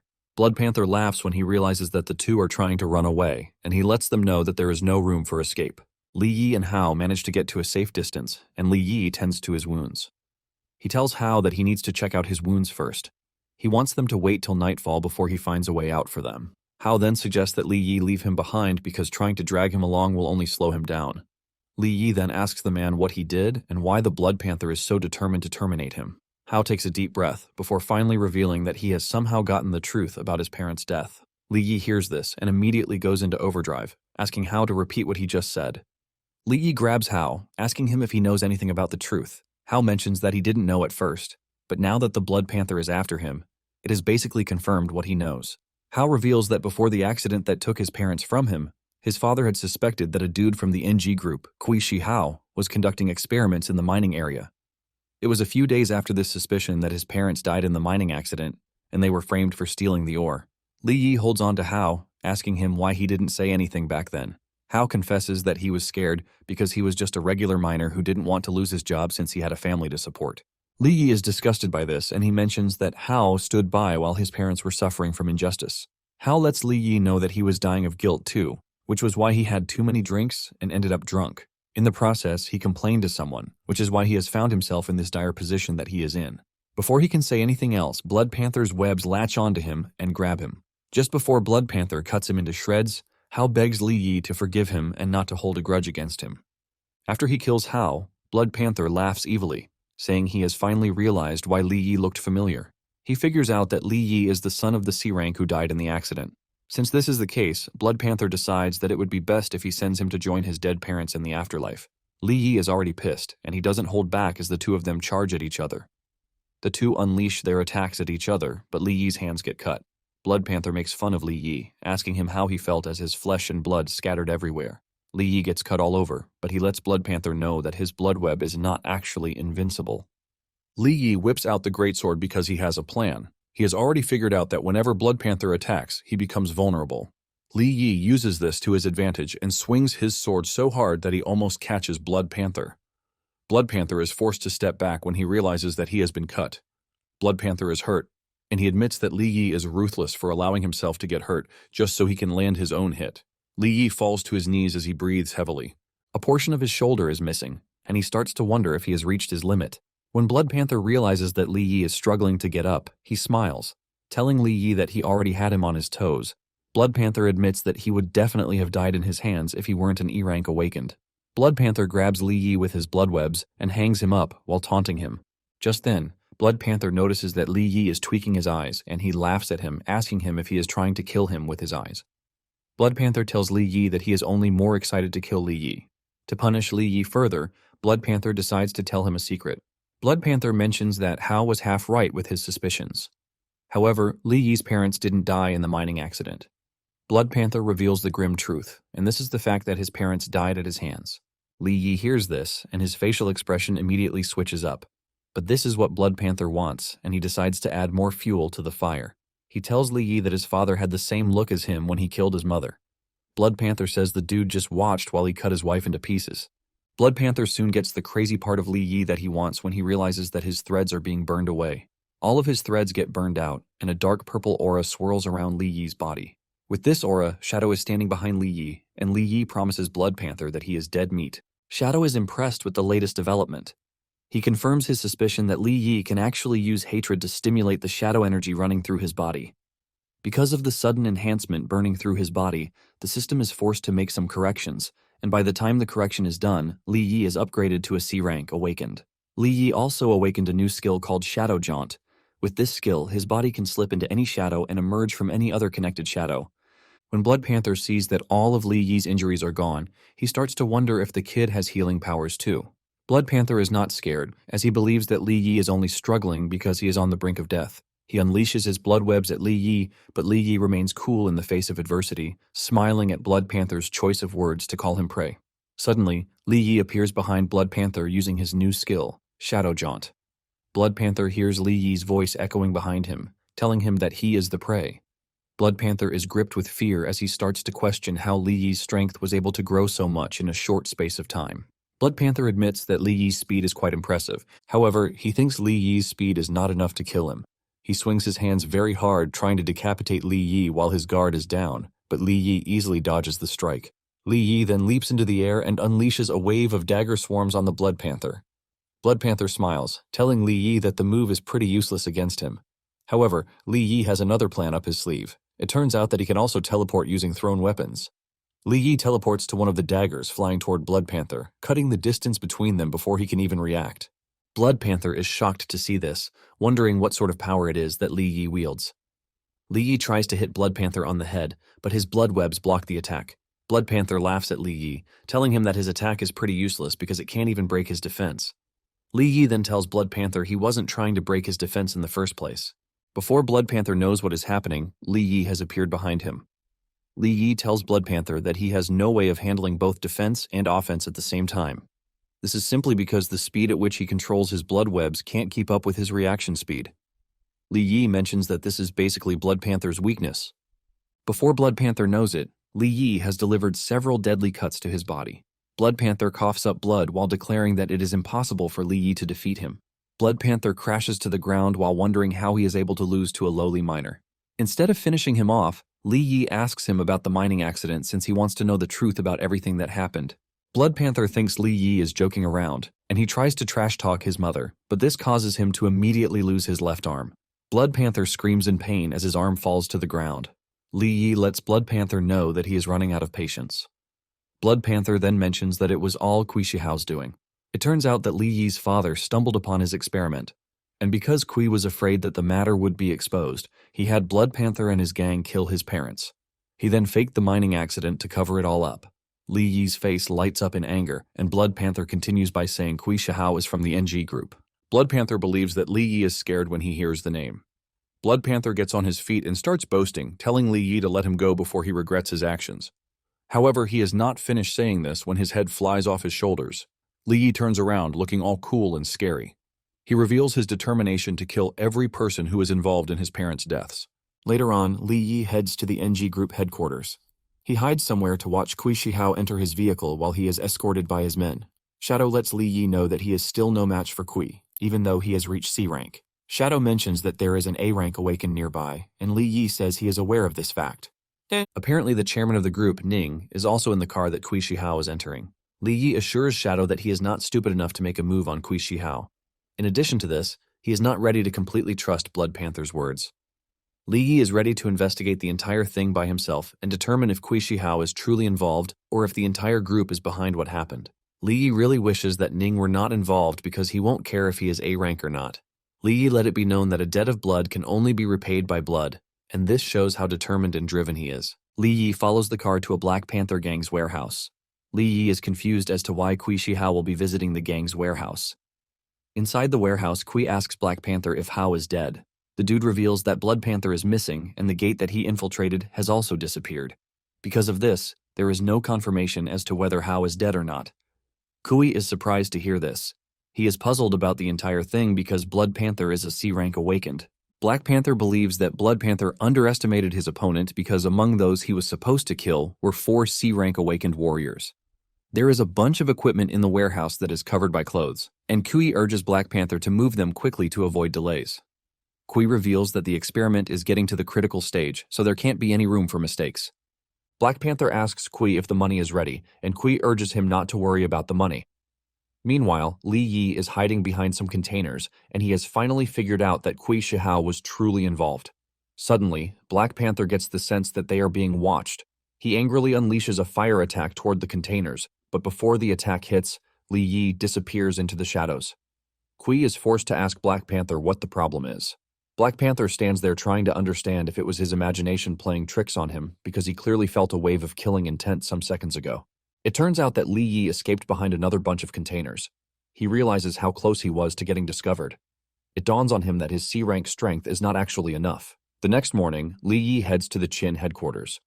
Shadow is surprised to see that Li Yi is not looking for available missions, but he has come to the Qin headquarters. Shadow asks him what he is doing at the headquarters, and Li Yi reveals that he is at the headquarters to find the third fragment, and in addition to this, he wants to see how much the big sword is worth.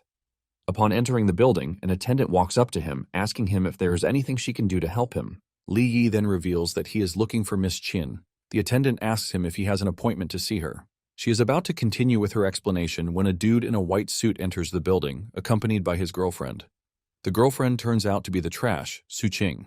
The lady calls Li Yi a poor miner who has no place in the building. She also trash talks him for saying Qin's name with no respect. It turns out that the dude with her is also a member of the Qin family. The lady urges the dude to throw Li Yi out of the building. Li Yi cannot believe that this is how the Longmen 3rd Street behaves whenever they see a guest. The rude girl makes fun of Li Yi, telling him that he is not worth the hospitality provided by the group. The Qin dude then adds that Li Yi is not worth being his dog. Li Yi is left to wonder if everyone in the family has an issue with arrogance. Realizing that things have gone south, Li Yi decides that there is no need for him to contact Qin again. With this, he turns around to leave, but the arrogant Qin dude decides to take things further. He orders his men to go after Li Yi, and just as they all charge toward him, he uses the Shadow Jaunt skill and disappears right in front of them. Li Yi appears right in front of the Qin dude and grabs him on the jaw. Su Qing starts trash-talking again, demanding that Li Yi let the arrogant Qin go, or else the entire Qin family will not take things easy with him.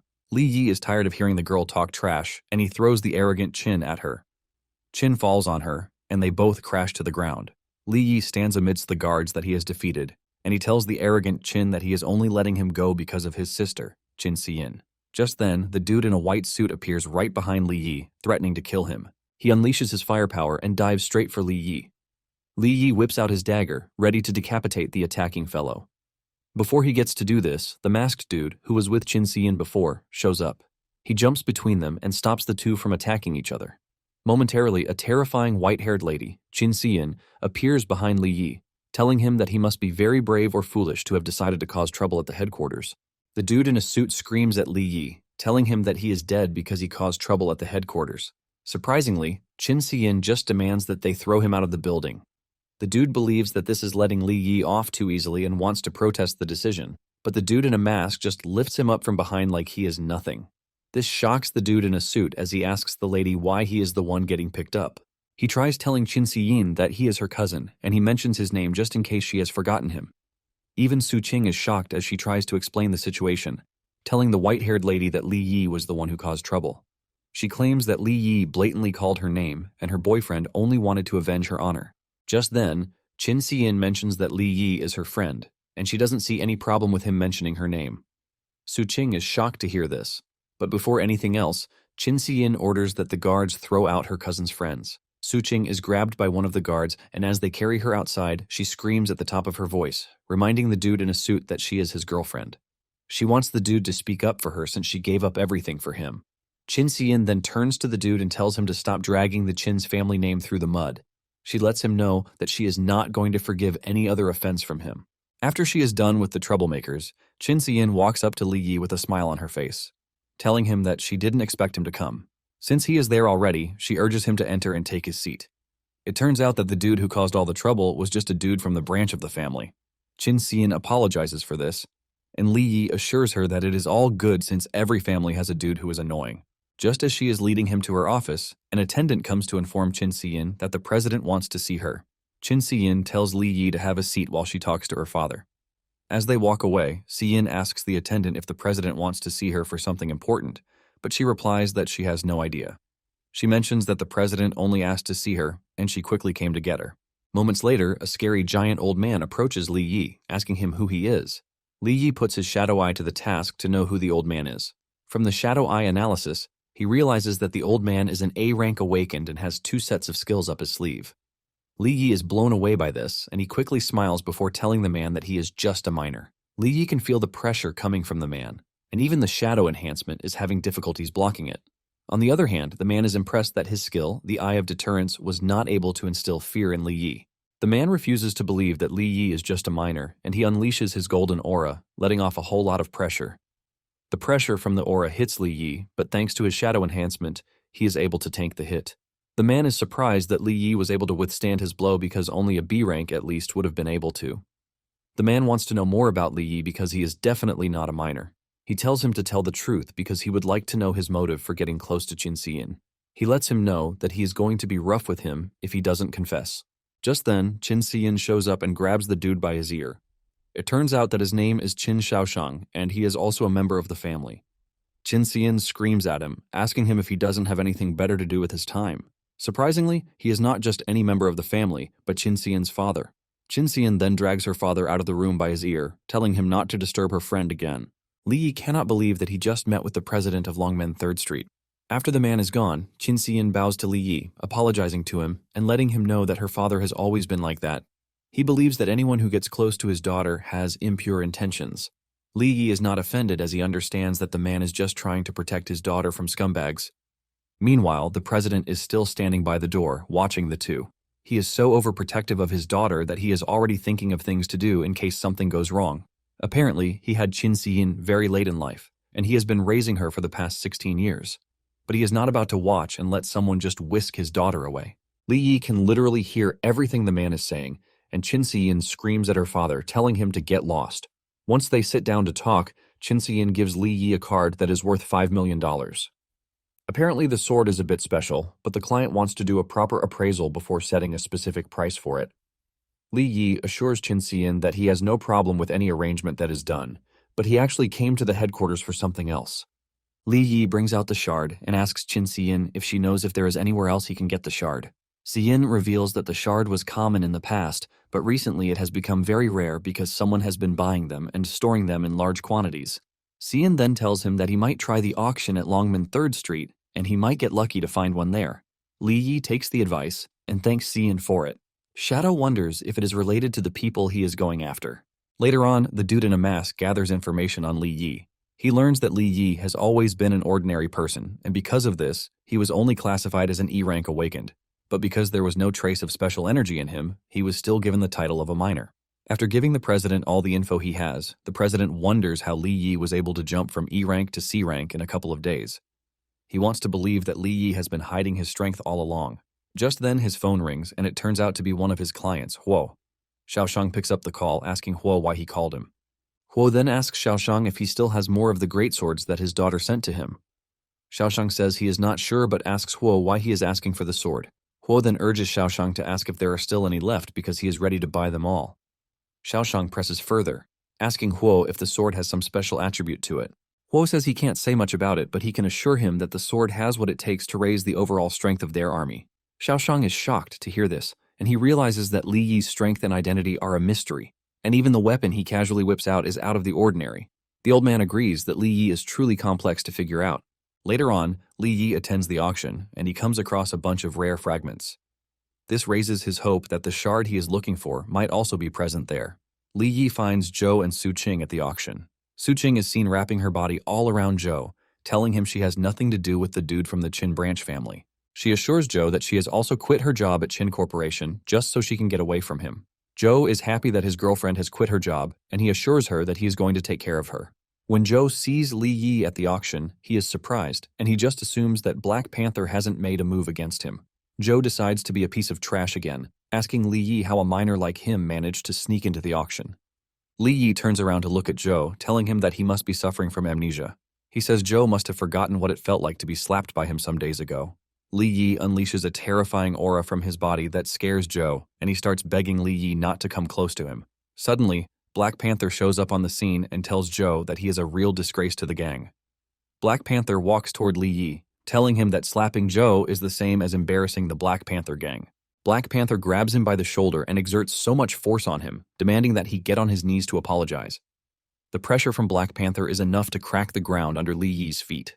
Li Yi smiles, telling Black Panther that he should keep dreaming about him kneeling down to apologize. Black Panther grins, admitting that he didn't expect someone like Li Yi to be so tough.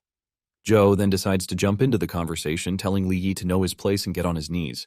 Just then, Qin Xian and her masked guard arrive on the scene. Qin Xian lets Black Panther know that he is free to come to the auction as long as he is there to spend money. However, if he tries to start a fight, the group will be ready to take him on. Black Panther laughs, and he takes his hand off Li Yi, telling Xian that he will respect her for the day. Black Panther then calls Zhou and his girlfriend to follow him. Qin Xian walks up to Li Yi, asking him if he is fine, and he assures her that he is good. As they walk away, Black Panther asks Zhou a surprising question. He asks Zhou how he managed to get on Li Yi's bad side. Zhou then lies that Li Yi is the one who stole the precious sword he wanted to give Black Panther as a tribute. He reminds Black Panther that he was also the one who boasted that he was going to wipe out the gang. Black Panther immediately grabs Zhou by the shirt and he holds him up, asking him if he is sure about what he is saying. Zhou says yes, and Su Qing quickly contributes to the conversation, saying she can testify that he was the one. Momentarily, Kui walks up to Black Panther, asking him what the problem is. Black Panther reveals that Li Yi was one of Blood Panther's targets, and he still doesn't know how he is alive. Kui immediately comes up with the possibility that Li Yi was the one who killed Blood Panther. Zhou argues this, saying Li Yi is just an E-rank piece of trash. He believes that there is no way he is a match for their second-in-command. Li Yi turns around to see Kui Shihao, and he is filled with rage again. He unleashes a very terrifying aura, and when Kui takes a better look at Li Yi, he realizes that he knew Li Yi as a weak kid. Confusion and curiosity are written all over his face. Li Yi then asks Qin Xian why she came to the auction. She reveals that her father was the reason she came because he insisted that he would like to see Li Yi. Li Yi is shocked when he hears this because he knows what happened the last time, and he asks Qin Xian if the old man will attack him again, but she assures him that he will not dare to attack Li Yi since she is present at the event. Just then, they walk past Kui, and Kui reveals his shock at seeing Li Yi at the auction. Sarcastically, Li Yi mentions that he is just a lowly character, forced to work in the mines to pay off his debt. Li Yi then says there is no world where he is supposed to meet a high-level executive like Kui. Kui tries to shift the blame, saying the decision on how to handle his parents' case was made by the higher-ups. Kui claims that he wanted to help Li Yi, but he was basically powerless, and his opinions also did not matter. Li Yi then smiles, telling Kui that he has taken away all responsibility for things from himself. However, Li Yi says Kui knows in his heart what the truth is. Just before he finally walks away, Li Yi tells Kui that he has a message for him from Hao. He tells Kui that the truth will always come out and that no matter how many wicked things he does, he will always face retribution. Black Panther is pissed when he hears this, and he declares that Li Yi needs to be taught a lesson. However, Kui stops him from doing anything rash, reminding him that they are in Qin Shaoshang's territory and they can't do anything. However, Kui tells Black Panther to send someone to eliminate Li Yi, since he already knows the truth that they are desperately trying to hide. Black Panther acknowledges the order, assuring Kui that he is going to make arrangements for this immediately. Xian then takes Li Yi to see her father. Meanwhile, the auction has started. Xian assures Li Yi that she will let him know if there is anything that interests him at the auction. In the meantime, she urges Li Yi to have a chat with her father. After Qin Xian is gone, Li Yi stares at the president and reveals that he is surprised that he has been summoned by him. Shaoshang then goes straight to the point, asking Li Yi if he still has more of the weapons he gave to Xian. Li Yi is shocked to see that Shaoshang is particularly interested in the weapons that belong to the Entropic clan. Li Yi is ready to bring out as many weapons as he can, but he decides to hold some back to make sure that they stay rare and command more money. Li Yi tells Qin Xiaoshang that he came across the weapon by chance, and he currently has 2 more of the weapons with him. Xiaoshang then makes Li Yi a crazy offer. He tells Li Yi that he is willing to give him 45 million yuan for the 3 weapons, and this includes the one he has previously given to them. Li Yi admits that 15 million per weapon is a good deal, but he reminds the president that weapons are a source of livelihood for people like him. Xiaoshang knows he is about to hear a change in price, and he asks Li Yi what price he is suggesting. Li Yi wastes no time telling Xiaoshang that he wants 25 million yuan for each of the weapons. Xiaoshang is shocked when he hears this, and he admits that Li Yi has some nerves under him. Just then, Xian enters the room, telling Li Yi that the item he wanted has appeared on the auction list. Xian also uses her influence to make her father agree to what Li Yi wants. Xiaoshang tells Li Yi that he will transfer 70 million to him at that moment and pay the rest later. Xian takes Li Yi to the auction room and points to the item he is interested in. Everyone starts bidding on the shard, and Li Yi is quite impressed that they have one of the shards with them. Since he has over 70 million with him, he believes that this should be enough to win the item. Li Yi wastes no time bidding 30 million so he can intimidate the other buyers and get them to back off. However, bidding 30 million takes a huge chunk of his finances. When Black Panther realizes that Li Yi is the one who is bidding for the shard, he wonders why he is bidding on the shard specifically. The host is about to announce Li Yi as the winner when Kui raises his card, bidding 50 million right off the bat. He wants to see how much money Li Yi has to compete with him. Li Yi then counters the offer by bidding 60 million too. Even Qin Siyin is shocked when she sees this. Xiaoshang also advises Li Yi not to squander the money he just earned on an item that isn't worth it. Xian agrees with her father, telling Li Yi that Kui is intentionally driving up the price. Apparently, the shard didn't usually sell more than 10 million in the past. However, Li Yi is not about to give up since he is ready to put his last penny up to make sure that he gets the shard. Li Yi then decides to play a very smart game. He turns to Xian and her father, telling them that he would like to know who is the richest between the NG group and the Qin group. Xiaoshang tells Li Yi that his group is far richer than the NG group, but he wants to know why he should help Li Yi. Li Yi then tells Xiaoshang that he has no choice but to help him because he has the swords he desperately wants. At this point, Kui has already bid 70 million for the shard. Xiaoshang says he will take 2 of the swords for the previous price, but he believes that Li Yi still doesn't have enough to compete. Li Yi then assures Xiaoshang that no matter where the bid ends, he is able to produce the number of swords to cover the cost. Xiaoshang is shocked to hear this, and he starts to wonder if Li Yi truly has more of the swords with him. The host is about to declare Kui the winner, and Xian notices that her father is still contemplating what to do. She grabs her father's ear, asking him why he is being fussy over a small amount of money. She assures him that she will pay him the money if Li Yi can't produce the weapons needed to cover the cost.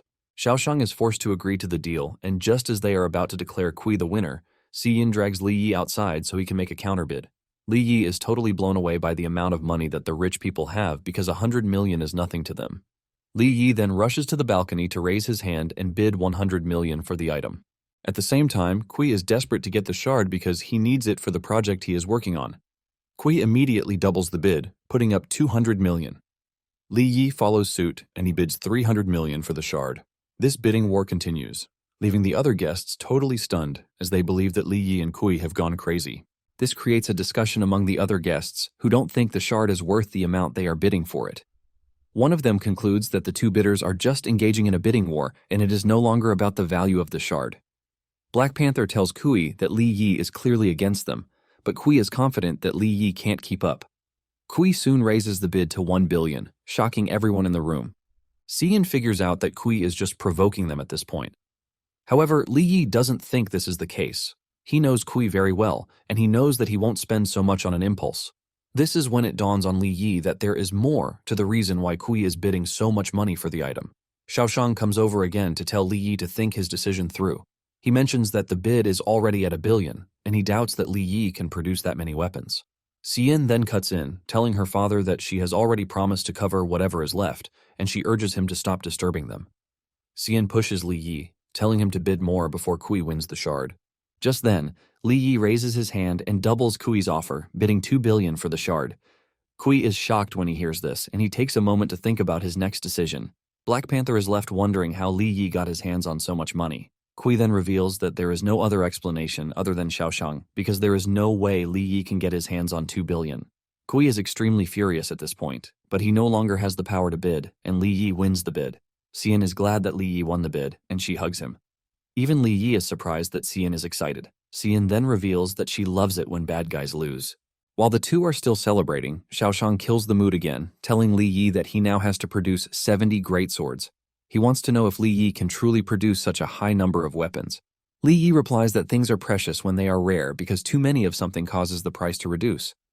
Li Yi doesn't consider the swords very precious again, and he immediately summons over 100 swords right in the room. Li Yi tells Xiaoshang that the swords he has just produced should be enough to cover his 2 billion fee. Xiaoshang smiles when he sees this, and he admits that Li Yi is a straightforward kid. Xiaoshang figures out that Li Yi is a rare gem, and it would be a blessing if he could work for him. Just as he is about to leave, Xian lets Li Yi know that he can always call on her whenever he has something crazy that he wants to do. Meanwhile, Xiaoshang is having different thoughts in his head about Li Yi. He immediately tells Xian that it is time they head home because he is trying to prevent Li Yi from stealing his daughter away from him. They tell Li Yi that he can head to the auction office and pick up the item that he won directly. Li Yi thanks Xiaoshang for the help, but before Xiaoshang steps out, he leaves Li Yi with a piece of advice. He tells Li Yi that he has some skills that he can boast of, but he lets him know that he is not strong enough to take on the NG group by himself. Xiaoshang lets Li Yi know that it is good to have partners sometimes.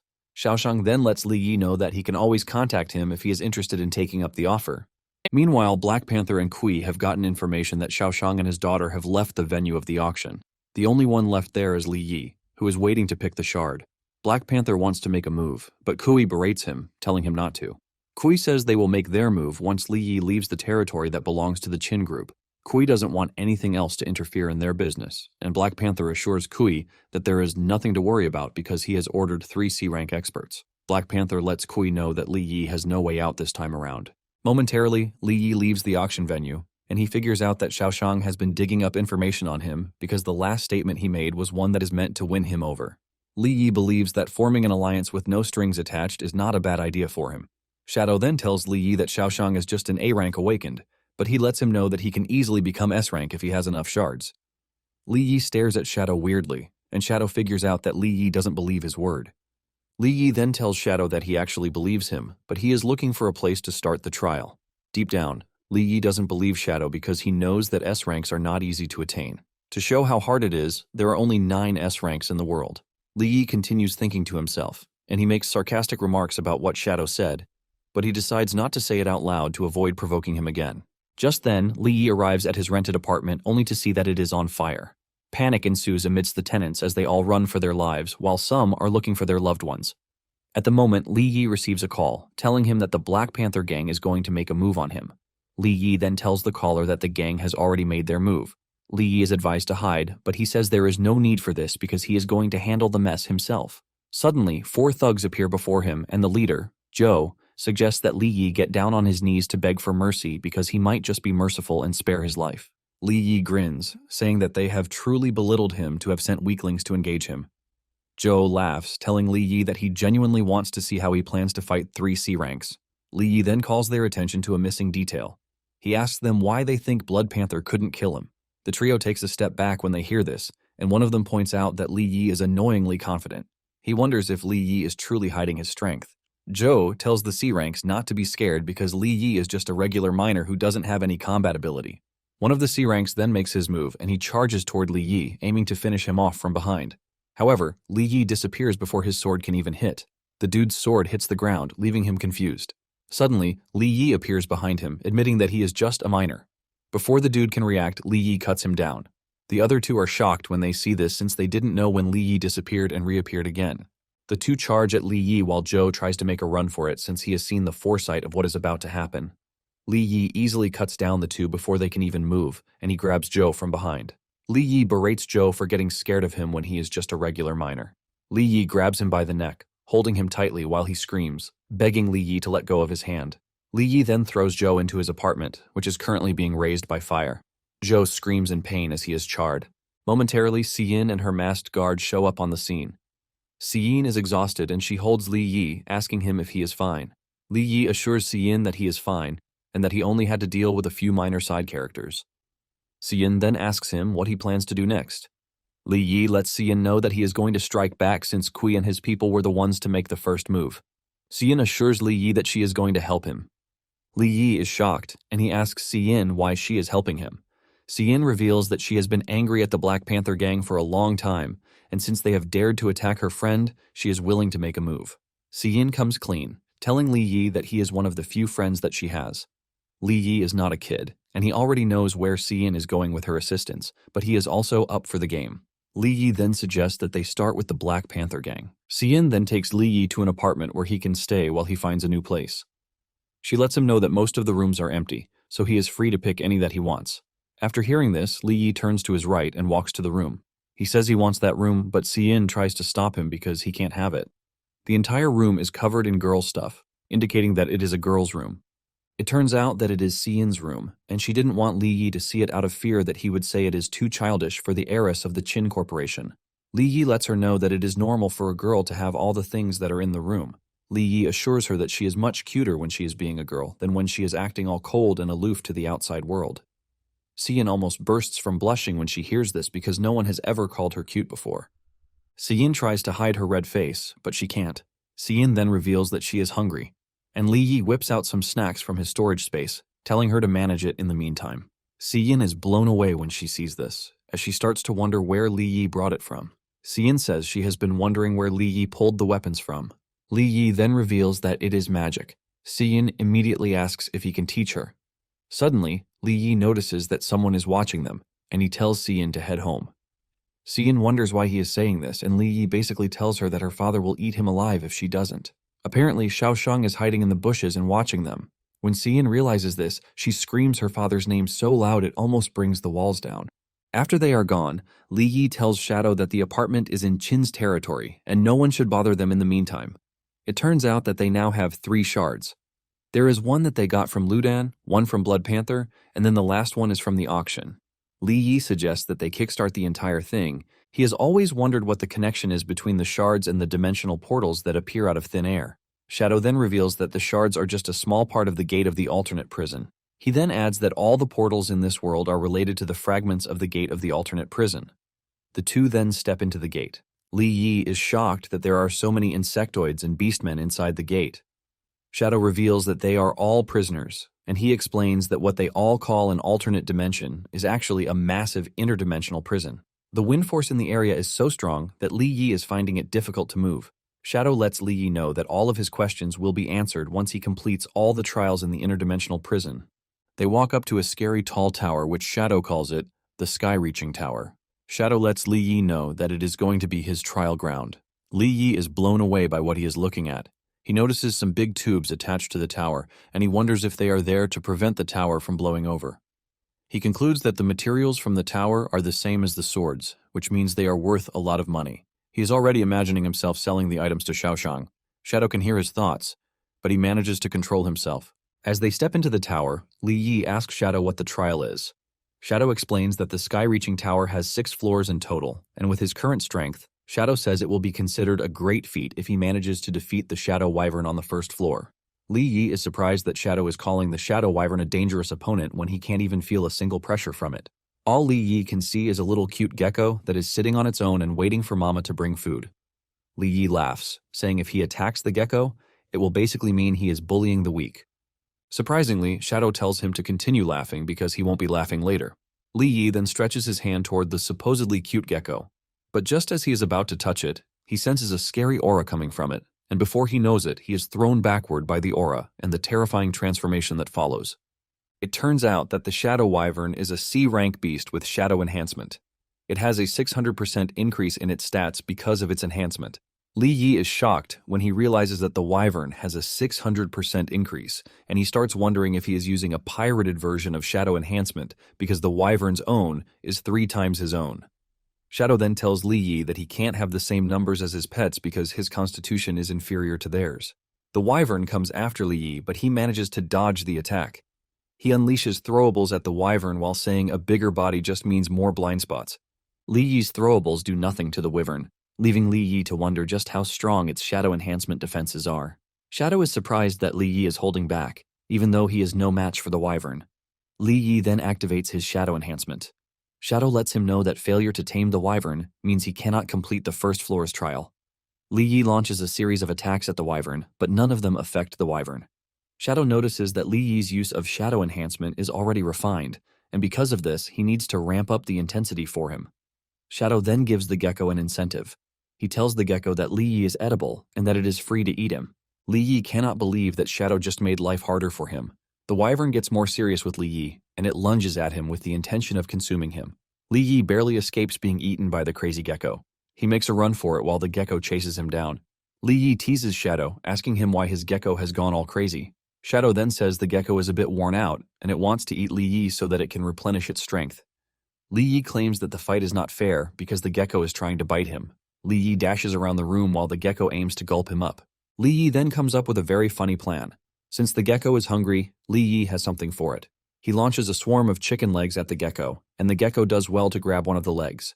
While it is distracted by eating the chicken leg, Li Yi already has it in his grasp. Li Yi wraps his web around it and manages to restrain it. With this, Li Yi successfully restrained the wyvern, and he unlocked the access right to the next floor. Shadow cannot believe that Li Yi tricked his pet with food. The wyvern couldn't care less as it lies on the ground to enjoy its chicken. Li Yi also obtains binding and activation authority for the gate of the alternate prison. Li Yi is confused since he doesn't know what the binding and activation are for. Shadow explains that once he has enough energy, each fragment becomes a portal connected to the alternate prison. Li Yi puts it together that once he binds a fragment of the alternate prison gate, he can open a portal at will. Li Yi is surprised to have gotten such a reward just on the first floor. He figures out that the other floors will be filled with such good rewards. Shadow cannot believe that Li Yi is confident about clearing the first floor easily thanks to his tricks. Shadow decides that he will let Li Yi proceed to the next floor so he can punish him. Shadow tells Li Yi to proceed to the next floor, assuring him that the guards are not that strong. Li Yi can clearly see that Shadow is up to no good since he is clearly grinning like a madman. Li Yi figures out that the beast on the next floor will be no joke since the pet on the first floor is already a C-rank beast. Shadow then tells Li Yi to check it out before he makes his decision. They ride the elevator to the next floor, and Shadow assures him that it is not dangerous. Li Yi trusts Shadow and carelessly opens the door to the next floor to be met with a thunder serpent, which is a C-rank beast. As if this is not enough, there is also a hydro turtle and a lava monitor there. To make it worse, they are all C-rank beasts. Li Yi smiles, asking Shadow if the beasts are what he calls his servants. Without warning, the serpent dashes toward him at great speed. Li Yi barely escapes the snake's first strike. Li Yi wants to retreat but realizes that the entrance is sealed off. The snake then orders its comrades to make sure that they kill the intruder. Li Yi realizes how messed up the situation is, and he activates his shadow jaunt to try to escape, but just as he is reappearing, beasts are already waiting to take his head off. Li Yi taps into the shadow enhancement, and he heads straight for a separate room in the hall. Relying on his speed, he is able to get past the beasts that are in his way, and he makes it to the entrance. He then slams the door closed, as he has almost died of exhaustion. Li Yi berates Shadow for lying to him about the floor. Shadow had earlier told him that the floor had only servants there, but this is not the case. Shadow claims that he wasn't lying, but it turns out that Li Yi's abilities are too poor to handle them. Shadow is grinning from ear to ear while saying this because this is exactly what he wanted. He wanted Li Yi to suffer, and he is getting what he wants already. Li Yi then asks Shadow what a molten lava minotaur can do. Shadow replies that it provides heating. Li Yi asks about the Thunder King snake, and Shadow replies that it provides electricity. He also asks about the Hydro Tortoise, and Shadow says it mops the floors. When he asks about the other side characters that are there, waiting to take him out, Shadow replies that they are there for chores. Shadow makes sure to give Li Yi sarcastic replies to make life harder for him. Li Yi almost crashes out, but there is nothing he can do. Suddenly, Li Yi gets the notification that an A-rank life form is approaching them. Li Yi turns around to see Xiaoshang and his daughter, and he wonders why the two are showing up at such an odd time. The two sit down to talk, and Xiaoshang mentions that he heard from Xiyin that he plans to fight the Black Panther gang. Li Yi confirms this and says that since they have started targeting him, he is done playing passive. He wants to take the fight to them. Xiaoshang then reveals that the Black Panther gang has always provoked him, but he never made a move. He asks Li Yi if he knows the reason behind this. Li Yi assumes that Xiaoshang didn't make a move because he is afraid of upsetting the balance. Qin Xiaoshang lets Li Yi know that he is right. He explains that the three great powers of the region are in a state of mutual balance. Apparently, Wu Tianshu, the city lord, controls the politics of Haicheng, while Ning and his group control the economy.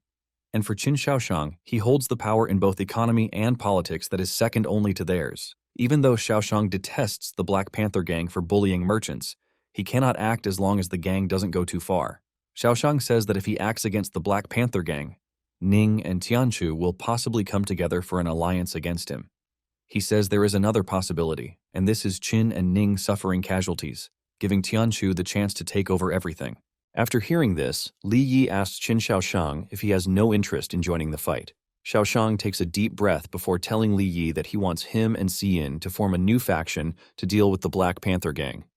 Basically, he is trying to start a proxy war. He will provide the money and the manpower for him and Xiyin to execute their plan. Since he is not directly involved, the other two superpowers will not dare to act rashly. He assures them that even if they fail, he will still make sure that they are safe. Li Yi is impressed with everything he has heard, saying he never expected Qin Shaoshang to come up with such a brilliant plan. Shaoshang then reveals that he only got interested in everything because his daughter was very persistent.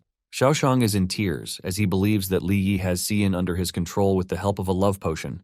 Shaoshang says he is putting up efforts and money, but his daughter might just end up running away with him. Shaoshang concludes that it is going to end in his loss either way. He thinks of tying Li Yi up and dumping him somewhere far away. Li Yi is forced to tell the old man to stop thinking out so loudly. As usual, Xiyin pushes her father out of the room. She slams the door behind him and then asks Li Yi what his next plan is. Li Yi reveals that he is going to accept missions so he can get access to every publicly accessible dimensional gateway. Li Yi tells Xiyin that he needs to visit every gateway in the city, and Xiyin assures him that she will make the plans for that. Li Yi is confident that once he is completely bonded with the shards, the Black Panther gang is done for.